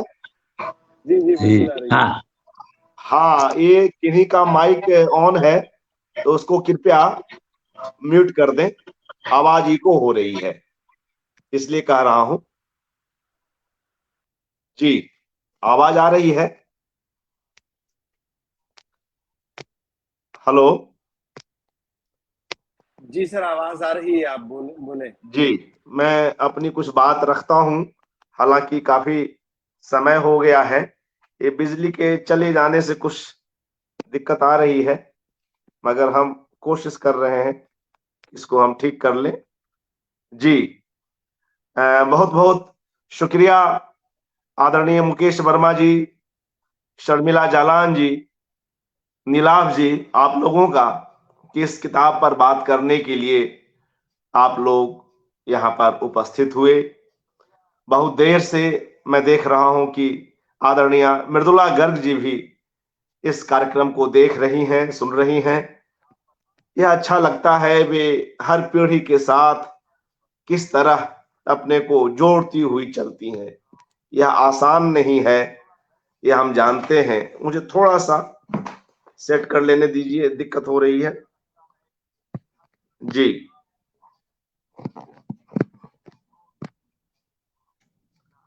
माफ कीजिएगा दोस्तों, कुछ बिजली के जाने से कुछ समस्याएं आ रही हैं। जी, तो मित्रों, काफी अच्छा लगा इन दोनों लेखकों को सुनकर, और मैं क्या कहूं, बस यह है कि 25 वर्ग गज एक सच है, कल भी एक सच था, आज भी एक सच है। और दिल्ली में 25 वर्ग गज हो, जे कॉलोनी, या फिर मुंबई के चौल हो, ये जो महानगरीय गरीबी है वह कहीं न कहीं हम सबका देखा जाना हुआ है। कई लोग उसके भुक्तभोगी भी हैं, और जो नहीं भी हैं वे भी इस वास्तव को, इस वास्तविकता को जानते समझते हैं। और ऐसा भी नहीं है कि 25 वर्ग गज कहीं से अनऑथोराइज्ड है, ये पूरी तरह से अधिकृत है। यहाँ पार्क है, सड़कें हैं, तमाम और चीजें हैं, बिजली का कनेक्शन है। यह अलग बात है कि वे सुविधाएं किस रूप में है, मगर उस छोटी सी जगह पर यह जो वर्टिकल हाउसिंग है उसकी भी समस्या है कि एक तो उस जगह का जो क्षेत्रफल है वो पहले ही कम है, और उसमें भी आप 5-5 मंजिल बना लेते हैं और अलग अलग फ्लोर को बेचने लग जाते हैं, तो इससे भी समस्याएं आती हैं। प्राइवेसी नहीं रहती, असुविधाएं होती हैं। एक जगह प्रसंग भी आता है, क्योंकि जो नायक अभिषेक है वह ऊपर की मंजिल में रहता है, और जब पत्नी अपने फ्लोर की बालकनी कहिए, उसकी मुंडेर कहिए, रेलिंग पर साड़ी फैलाती है, तो उसका पानी साड़ी से टपकता हुआ नीचे रखे स्कूटर पर, उसकी सीट पर गिर रहा होता है। तो वह जो नीचे रह रहा व्यक्ति है वह जब तब कॉल बेल बजा देता है, साड़ी हटा लीजिए, स्कूटर की सीट खराब हो रही है। अभिषेक बड़ा गुस्सा करता है। कोई और खास जगह तो है नहीं, हर समय आप छत पर नहीं जा सकते, 2 बच्चियां भी हैं, जुड़वा बच्चियां हैं, उनकी भी परवरिश करनी है, उनका भी ध्यान रखना है, वे भी कम उम्र में हैं। बचपन में है तो गिरने पड़ने की भी समस्या है, क्योंकि घर से निकलते ही तो सीढ़ी शुरू हो जाती है। अगर छोटी बच्ची घर से निकल रही है, उसे अगर थोड़ी सी भी फिसलेगी तो सीढ़ियों से नीचे की मंजिल पे आ जाएगी। सीढ़ियां भी खड़ी हैं, और फिर थोड़ा आगे बढ़िए तो ऊपर जाने वाली सीढ़ी शुरू हो जाती है। तो सीढ़ियों के बीच ही यह थोड़ी सी जगह है, उसमें भी अलग अलग परिवार रह रहे हैं। यह पूरी समस्या उसकी ही है। जो बात मुकेश वर्मा जी ने उठाई कि इसका हल क्या है, इसका हल क्या कहा जा सकता है? सच्चाई है, ये मकान दिल्ली के महत्वपूर्ण हिस्सों में है।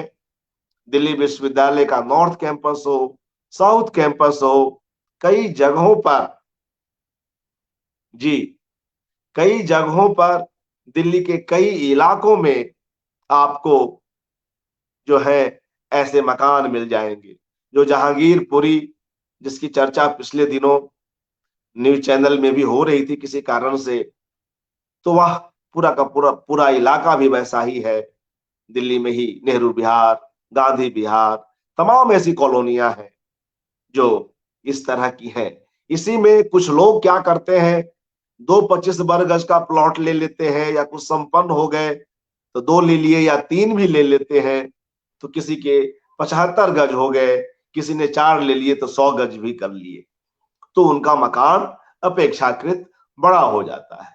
25 वर्ग गज अर्थात 25 गुना 9, 225 वर्ग फीट, और अगर किसी ने 100 गज ले लिए तो 900 वर्ग फीट।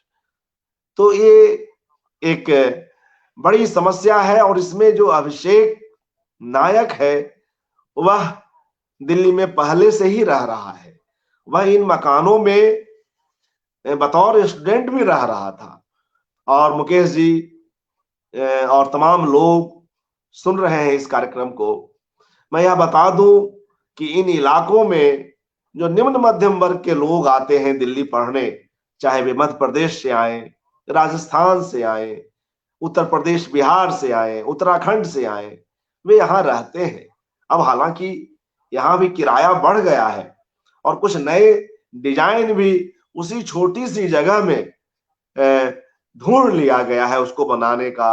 जब आप ऊपर जाएंगे पहली मंजिल दूसरी मंजिल पे, तो कैसे आप गली में जो है थोड़ा बढ़ जाते हैं, आप जो छज्जा है उसको बढ़ा लेते हैं, मगर उससे अंततः तो वह सौंदर्य बिगड़ता ही है। नीचे गली में अंधेरा भी हो जाता है, दोनों के छज्जे आमने सामने के मकानों के सटने भी लगते हैं। ऐसी कई समस्याएं हैं। और जो मूल निवासी हैं उनमें आपको ऐसे भी मिल जाएंगे जो पाकिस्तान से आए हुए लोग हैं।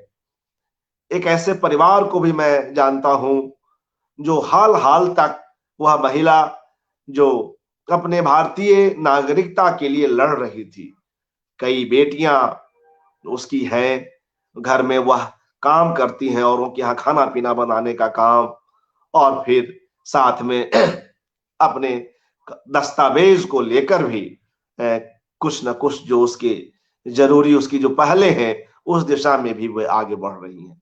तो ऐसे कई मकान मालिक या मकान मालकिन मिल जाएंगे जो और काम कर रहे हैं। कुछ तो ऐसे हैं जो आलसी हैं या शराबी हैं, तो वे हर समय जो सेंट्रल पार्क है वहां ताश खेल रहे हैं, मगर घर तो चलाना है। जब पुरुष नहीं कमाएगा तो महिलाएं कमाएंगी। फिर महिलाएं क्या करती हैं, वे अपने ही मकान में जो किराएदार लोग रह रहे हैं, जो विद्यार्थी हैं, जो अमूमन ठीक ठाक घरों से हैं, निम्न मध्य वर्ग से या मध्य वर्ग से हैं, वे महिलाएं अपने ही किराएदारों के यहाँ खाना बनाने का काम भी करती हैं। कोई सिलाई कर रही है, कोई कुछ।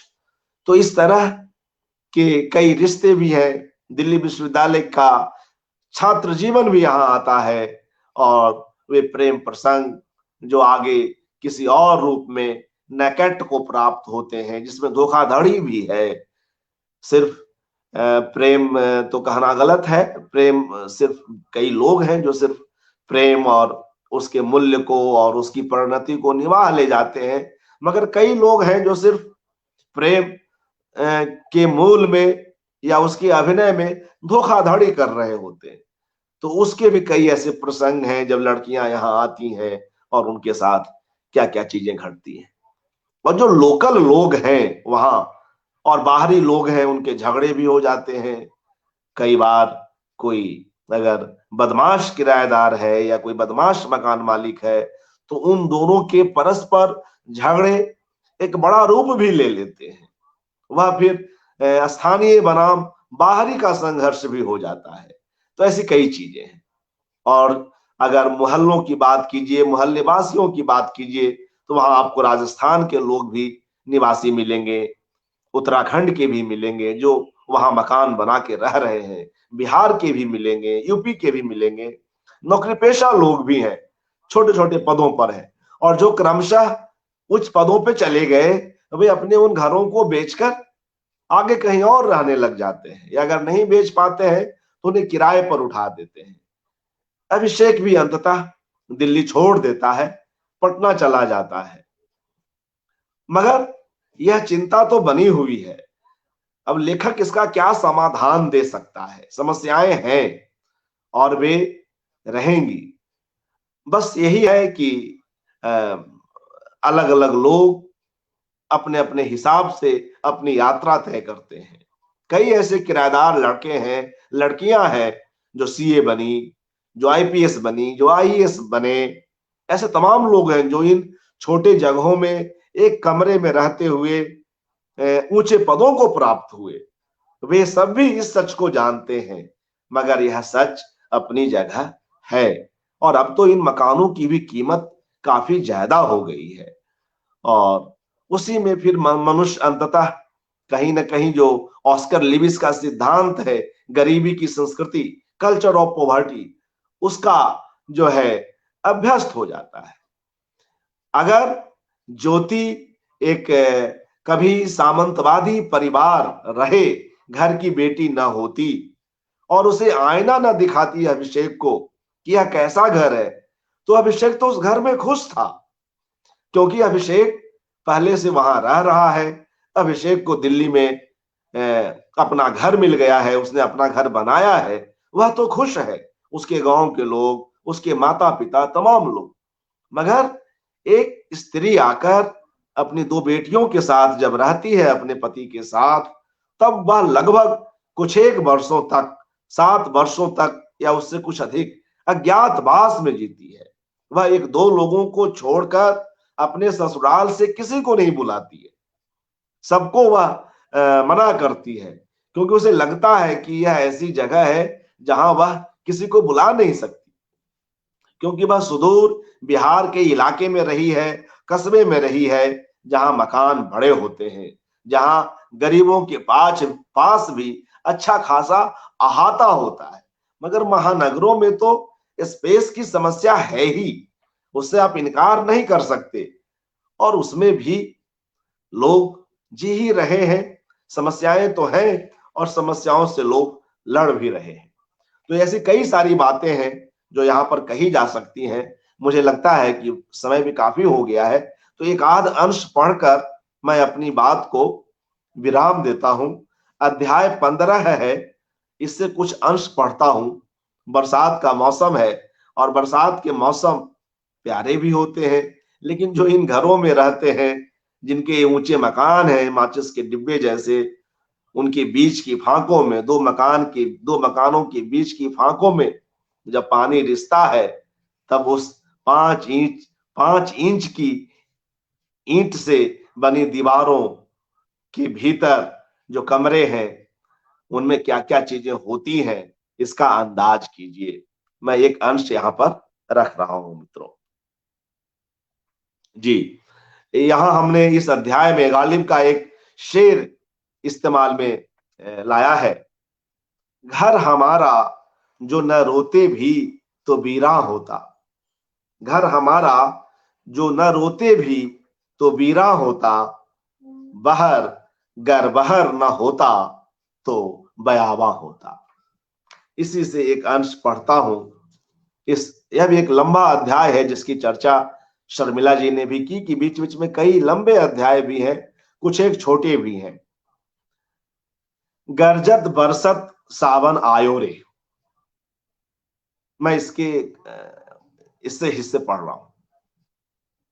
कई बार बारिश के दिनों में जब तेज बारिश होती, पेयजल की सप्लाई कर रहे और दिल्ली में चारों तरफ फैले सीमेंट के बड़े बड़े गोलाकार पाइपों में जहां तहां लीकेज की समस्या आ जाती, जिससे बारिश या सड़क पर के बारिश का मैला पानी उसमें घुस जाता, तब जल बोर्ड द्वारा पानी की आपूर्ति बंद कर दी जाती।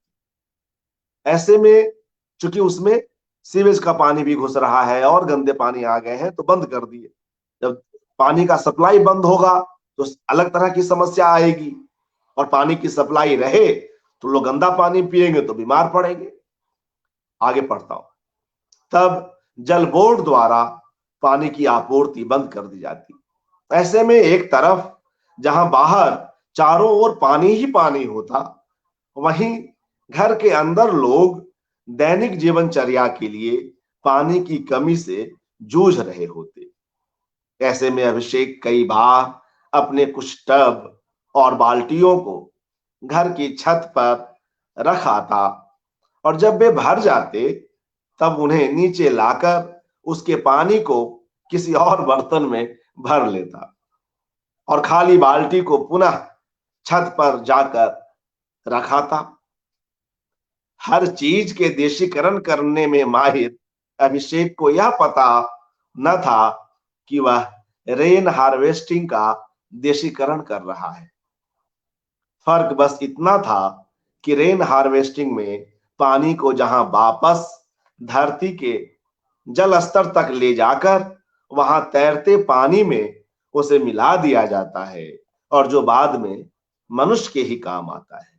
वहीं यहां बारिश में अभी अभी बरसे पानी को जमा कर अभिषेक उन्हें बाथरूम में काम में ले आता। अब तक वह 2 राउंड पानी ला चुका था। छोटे बच्चों छोटी बच्चियों को नहलाने धुलाने, पोटी से सने उनके कपड़ों को धोने का काम ज्योति बीच बीच में यथावसर कर रही थी। गीले कपड़ों को कमरे में सीलिंग फैन चलाकर सुखाया जा रहा था। जगह तो है नहीं, बारिश के दिनों में छत भी काम में नहीं आई। बरामदे में भी बारिश हो रही है, रेलिंग पर भी पानी ही गिर रहा है। गीले कपड़ों को कमरे में सीलिंग फैन चलाकर सुखाया जा रहा था। अंदर बाहर हर तरफ नमी ही नमी थी। अभिषेक सोच रहा था, पानी रखने की और जगह तो है नहीं, इसलिए बारिश छूटने से पहले पानी का जितना इस्तेमाल हो सके उतना हो जाए, और फिर आखिर में वह कुछ बाल्टी पानी भरकर छोड़ देगा। इन ख्यालों में खोए अभिषेक के अंदर चीते सी फुर्ती आ गई थी। वह तीसरे राउंड का पानी छत से लाने के लिए जा रहा था। एहतियातन खड़ी सीढ़ियों पर बड़े आराम से और पांव दबा दबा कर वह नीचे उतर रहा था।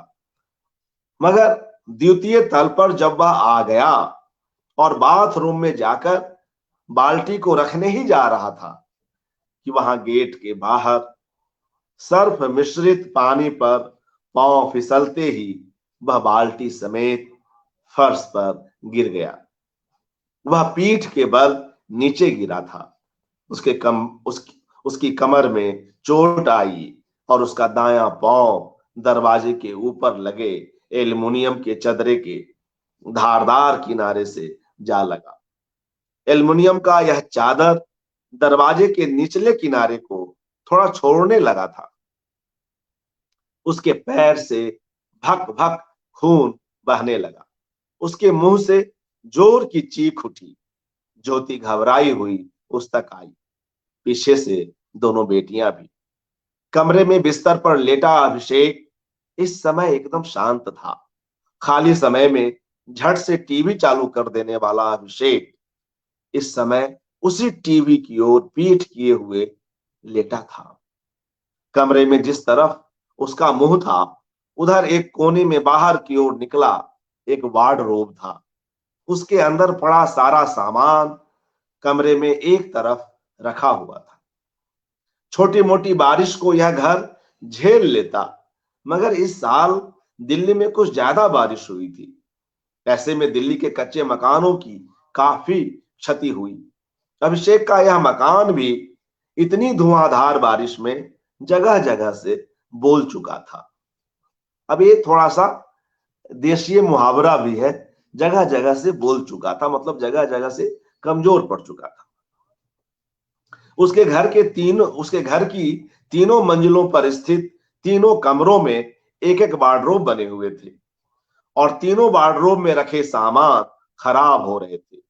उनमें काफी सीलन आ गई थी। 5 इंच की दीवार भला तेज बारिश की बौछारों को कितने दिनों तक रोकती। एक दूसरे से सटे इन मकानों की दीवारों में जो थोड़ा बहुत गैप बच जाता है, लोग उसे सीमेंट से भर तो देते हैं, मगर पानी की धार में कुछ ऐसी चमत्कारी शक्ति होती है कि उसके आगे मनुष्यों द्वारा की गई सारी जुगत खुद पानी पानी हो जाती है। कुछ देर तक निर्विकार भाव से अभिषेक उन सामानों को देखता रहा। उनमें से ज्योति के कई भारी भरकम कपड़े थे।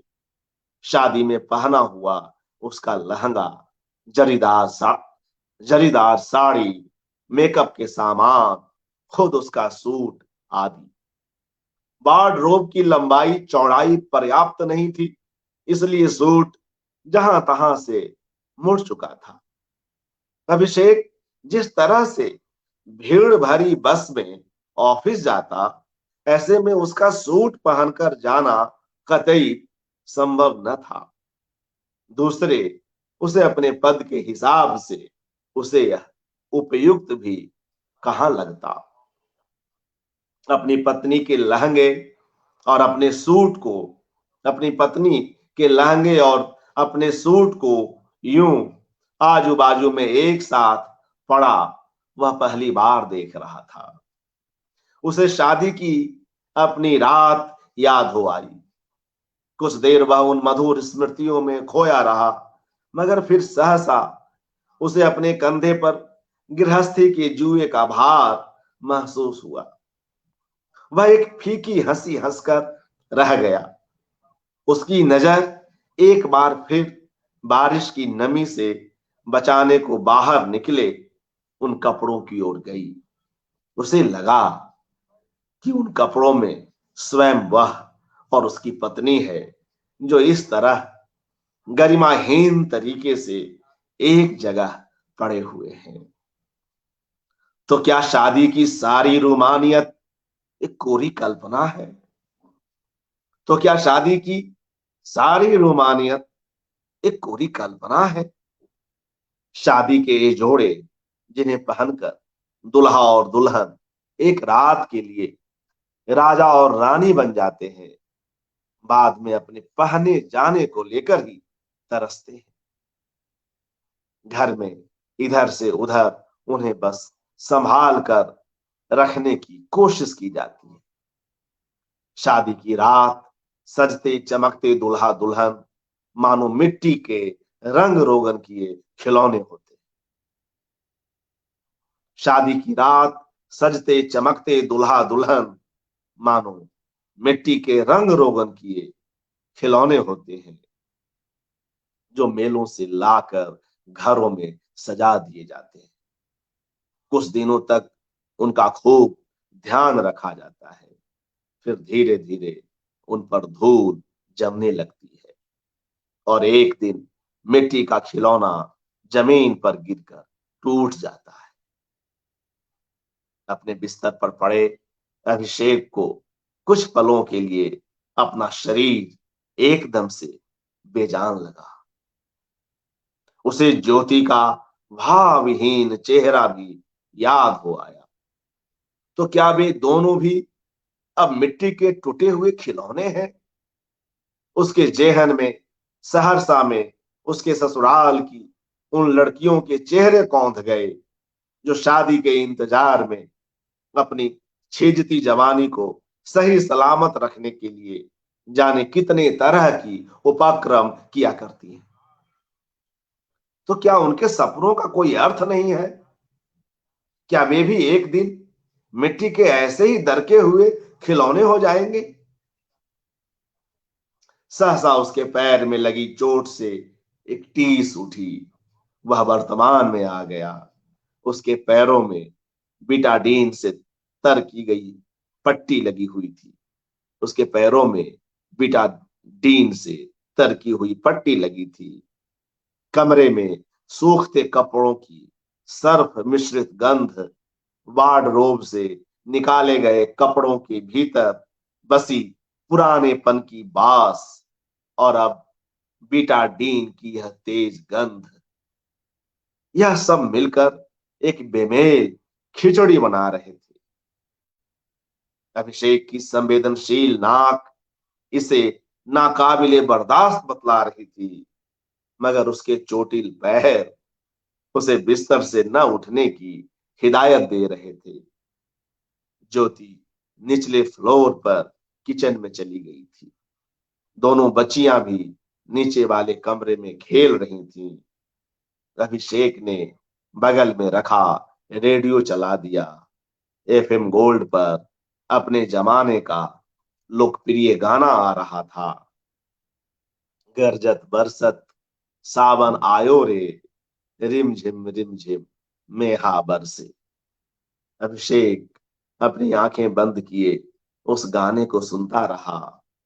बंद, अंधेरे और सीलन से भरे उस कमरे में उसके होठों तक एक फीकी हंसी फैल गई। किसी ने नहीं देखा, सावन ने भी नहीं। उसकी आंखों से रिमझिम हो रही थी। किसी ने नहीं देखा, सावन ने भी नहीं। उसकी आंखों से रिमझिम हो रही थी। तो यह एक अंश पढ़ा। ऐसे तमाम दर्द से भरे किस्से हैं। और एक बात और कहूं चलते चलते कि इन दोनों के बीच की शादी तो बेमेल शादी ही है, क्योंकि एक कभी समृद्ध रहा परिवार नीचे गिर रहा है, और एक कभी गरीब रहा परिवार कुछ ऊपर उठ रहा है। तो उस संधि स्थल पर दोनों परिवार के लोग मिलते हैं और यह शादी हो जाती है। मगर कहीं न कहीं इस अज्ञातवास में रहते हुए भी, तमाम झगड़ों के बीच भी ज्योति और अभिषेक के रिश्ते बने रह जाते। मुकेश जी यह बात कह रहे थे कि इसका अंत और क्या होता जब इतनी तकलीफें हैं इस उपन्यास में मुकेश जी, तो और पाठकों को कितना रुलाया जाए अपने पात्रों के साथ भी, और क्या क्या चीजें की जाए। एक अंत तो यह भी हो सकता था कि शादी टूट ही जानी चाहिए। यह शादी ऐसी ही थी कि टूट ही जाती। इतने तरह के झगड़े, क्योंकि दोनों के विचार तो मिलते नहीं है, मगर अंततः दोनों के बीच कहीं न कहीं प्रेम है जो इस शादी को बचा ले जाता है। आज जब छोटी छोटी बातों पर अच्छे अच्छे घरों में तलाक के मामले बढ़ने लगते हैं, ऐसे में मुझे लगता है कि इस तरह से भी हम जीवन को देख सकते हैं। कुछ प्रतीक्षा करें, कुछ अपने संघर्षों के बीच, दाम्पत्य की कलह के बीच भी रहें, और संभव है वक्त उन्हें ठीक कर दे, समस्याएं कुछ सुलझ सकती हैं। तो यह एक ऐसी गृहस्थी रही जो टूट सकती थी मगर बच गई। और महानगरों के फ्लॉप होने के यहाँ कई प्रसंग हैं, कई उसके आर्किटेक्चर पर चर्चा की गई है, उसकी निकासी व्यवस्था पर बात की गई है, जल भराव पर बात हुई है, और तमाम ऐसी चीजें हैं। आबादी के संकुल पर चर्चा हुई है। तो अंत तो यही है, या खूबसूरत समाधान तो यही हो कि अलग अलग जगहों पर वे सुविधाएं बढ़े और विकेंद्रीकरण हो, सुविधाओं का विकेंद्रीकरण हो। एक जगह पर रहने के लिए लोग बाध्य न हो। इससे चीजें कुछ ठीक होंगी। एक जगह पर जमीनों के रेट बहुत ज्यादा नहीं भागेंगे, स्पेस की इतनी समस्या नहीं होगी। अंततः अभिषेक और ज्योति ज्योति दिल्ली छोड़ देते हैं और फिर वे कहीं और बिहार के एक कस्बे में पटना के समीप रहने लगते हैं। उनकी शादी बच जाती है। वह अज्ञातवास जो ज्योति बना के रखी हुई थी, कुछ एक लोगों को छोड़कर अपने ससुराल वालों के लिए, वह अंततः बना ही रह जाता है। तो यह जो महिलाओं की अपनी व्यावहारिक बुद्धि है कि वे कई चीजों पे पर्दा ही डाले रख लेती हैं, यह उनकी अपनी सहज बुद्धि भी है, सहनशीलता भी है, समाज के साथ उनका अपना अलग तरह का समन्वय भी है, जो कहिए। मगर फिर अंततः ये दोनों सुखमय जीवन जीने लगते हैं। और उन बच्चों की ओर ध्यान दीजिए, क्योंकि अभिषेक तो यह मकान अपने स्टूडेंट लाइफ में खरीदता है। जब वह शुरू ही में जब नौकरी में आ जाता है, स्टूडेंट लाइफ समाप्त करके शुरुआती दिनों में ही, तब उसे भी गृहस्थी के उतने अनुभव कहाँ थे। जुड़वा बच्चियां होंगी, उनकी क्या समस्याएं आएंगी, यह अनुभव भी व्यक्ति धीरे धीरे सीखता है। पुरुष भी गृहस्थी में बढ़ ही रहा होता है, बच्चों के साथ, पत्नी के साथ, और बढ़े हुए पारिवारिक दायरे के बीच वह भी कई कई कोणों से सोच रहा होता है। जिस द्वंद्वात्मक रिश्ते की बात शर्मिला जी ने की, वह उचित ही है, क्योंकि एक तरफ तो वह मकान उसके लिए किसी प्रेम का सरीखा था, जिसका भी एक बड़ा कॉमेडी नुमा प्रसंग आता है जब वे लोग दार्जिलिंग में जाते हैं और हनीमून पर होते हैं। तो अभिषेक कहता है कि मेरी एक प्रेमिका है, वह डर जाती है और तमाम तरह के उसे ख्याल आते हैं। बाद में मालूम चलता है कि वह अपने घर की बात कर रहा है। तो उसे लगता कोई अच्छा घर होगा, मगर इतना छोटा और बदसूरती से भरा हुआ घर होगा, यह ज्योति को इसकी कल्पना न थी। मगर ऐसे घर दिल्ली की सच्चाई है। और अगर उसी कॉलोनी की कोई लड़की अभिषेक से शादी करती तो उसे कोई प्रॉब्लम नहीं होती, फिर कोई अज्ञातवास की बात ना होती। तमाम पीढ़ियां वहां पैदा हुई और रह रही हैं। लेकिन चूंकि एक छोटे कस्बे से आती है ज्योति, इसलिए वह इसको बर्दाश्त नहीं कर पाती है, क्योंकि दिल्ली में ऐसे मकान होते हैं यह उसने देखा ही नहीं है। वह जब कभी आई है तो अच्छे घरों में रही है कुछ दिनों के लिए, फिर चली गई है बिहार। तो यह बातें भी हैं। काफी वक्त हो गया नीलाभ जी, तो जो कुछ संपादन की समस्या है, और वह उचित ही, हमने कई बार प्रकाशक को कहा, मगर वे अपनी व्यस्तता के बीच नहीं कर पाए हैं। उन्हें मैं शीघ्र ही ठीक करवाऊंगा। इस ओर हमारा भी ध्यान गया था, कई बार रह जाता है, वे रह ही गए हैं। मगर फिर प्रकाशक बार बार उसी कॉपी को प्रिंट करते चलते हैं। मैं कहूंगा कि उसको ठीक कर ले, और जो नीलाभ जी के यहाँ नॉटनल पर यह सॉफ्ट कॉपी है, हम उसे भी अद्यतित कर लेंगे और अपने प्रकाशक को भी कहेंगे कि इसे जो फिजिकल रूप में है स्टोरी मिरर की ओर से ठीक कर ले, क्योंकि यह उपन्यास कुछ बड़ा है, लगभग 1 लाख से अधिक शब्दों का है, 280 पृष्ठों के आसपास का। इसलिए इसके जो गटर स्पेस वगैरह है वे कम है और मार्जिन भी कम है, क्योंकि पृष्ठों के कारण, सीमा के कारण ऐसा हुआ। कुछ पृष्ठ अगर इसके बढ़ा दिए जाए, 300 से ऊपर हो जाए, तो जगह खुल जाएगी, पढ़ने वालों को भी सुविधा होगी।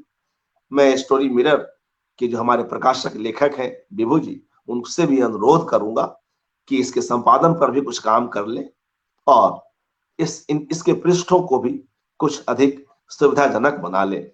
तमाम मित्रों का जो इस कार्यक्रम को देख रहे हैं, शुक्रिया। एक बार पुनः मुकेश वर्मा जी का, शर्मिला जालान जी का, नीलाभ जी का हार्दिक धन्यवाद कि इतना समय दिया और इतने व्यवस्थित रूप में इस कार्यक्रम को संपन्न होने दिया।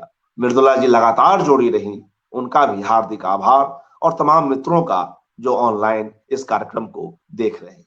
नीलाभ जी। जी सर, नमस्कार। बहुत बहुत धन्यवाद इस कार्यक्रम के लिए। वाकई 2 घंटे, लगभग 2 घंटे कैसे बीत गए पता भी नहीं चला। और मैं सभी सुनने वालों का धन्यवाद दूंगा, खासतौर पे मृदुला मैम का, इतने लंबे वक्त तक हमारे साथ जुड़े रहने के लिए, लगातार सुनते रहने के लिए। काफी अच्छा लगा। और आपका अर्पण जी का लास्ट में पढ़ा हुआ पूरा 15वां अध्याय बड़ा खूबसूरत तरीके से रखा गया था। जाहिर तौर पर इसीलिए यही वजह है कि उपन्यास पढ़ा भी गया है, पसंद भी किया गया है और लोगों ने लगातार उसे पसंद किया है। तो आज इसके लिए मैं आप सभी को बहुत बहुत धन्यवाद देता हूँ। इसी के साथ मैं इस कार्यक्रम को समाप्त करता हूँ क्योंकि वक्त बहुत हो चला है। एक सेकंड बस,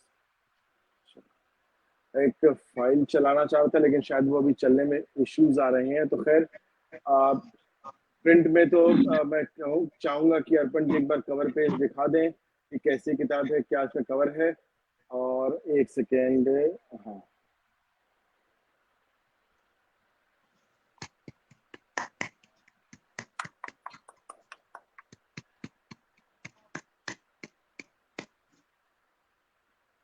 जी,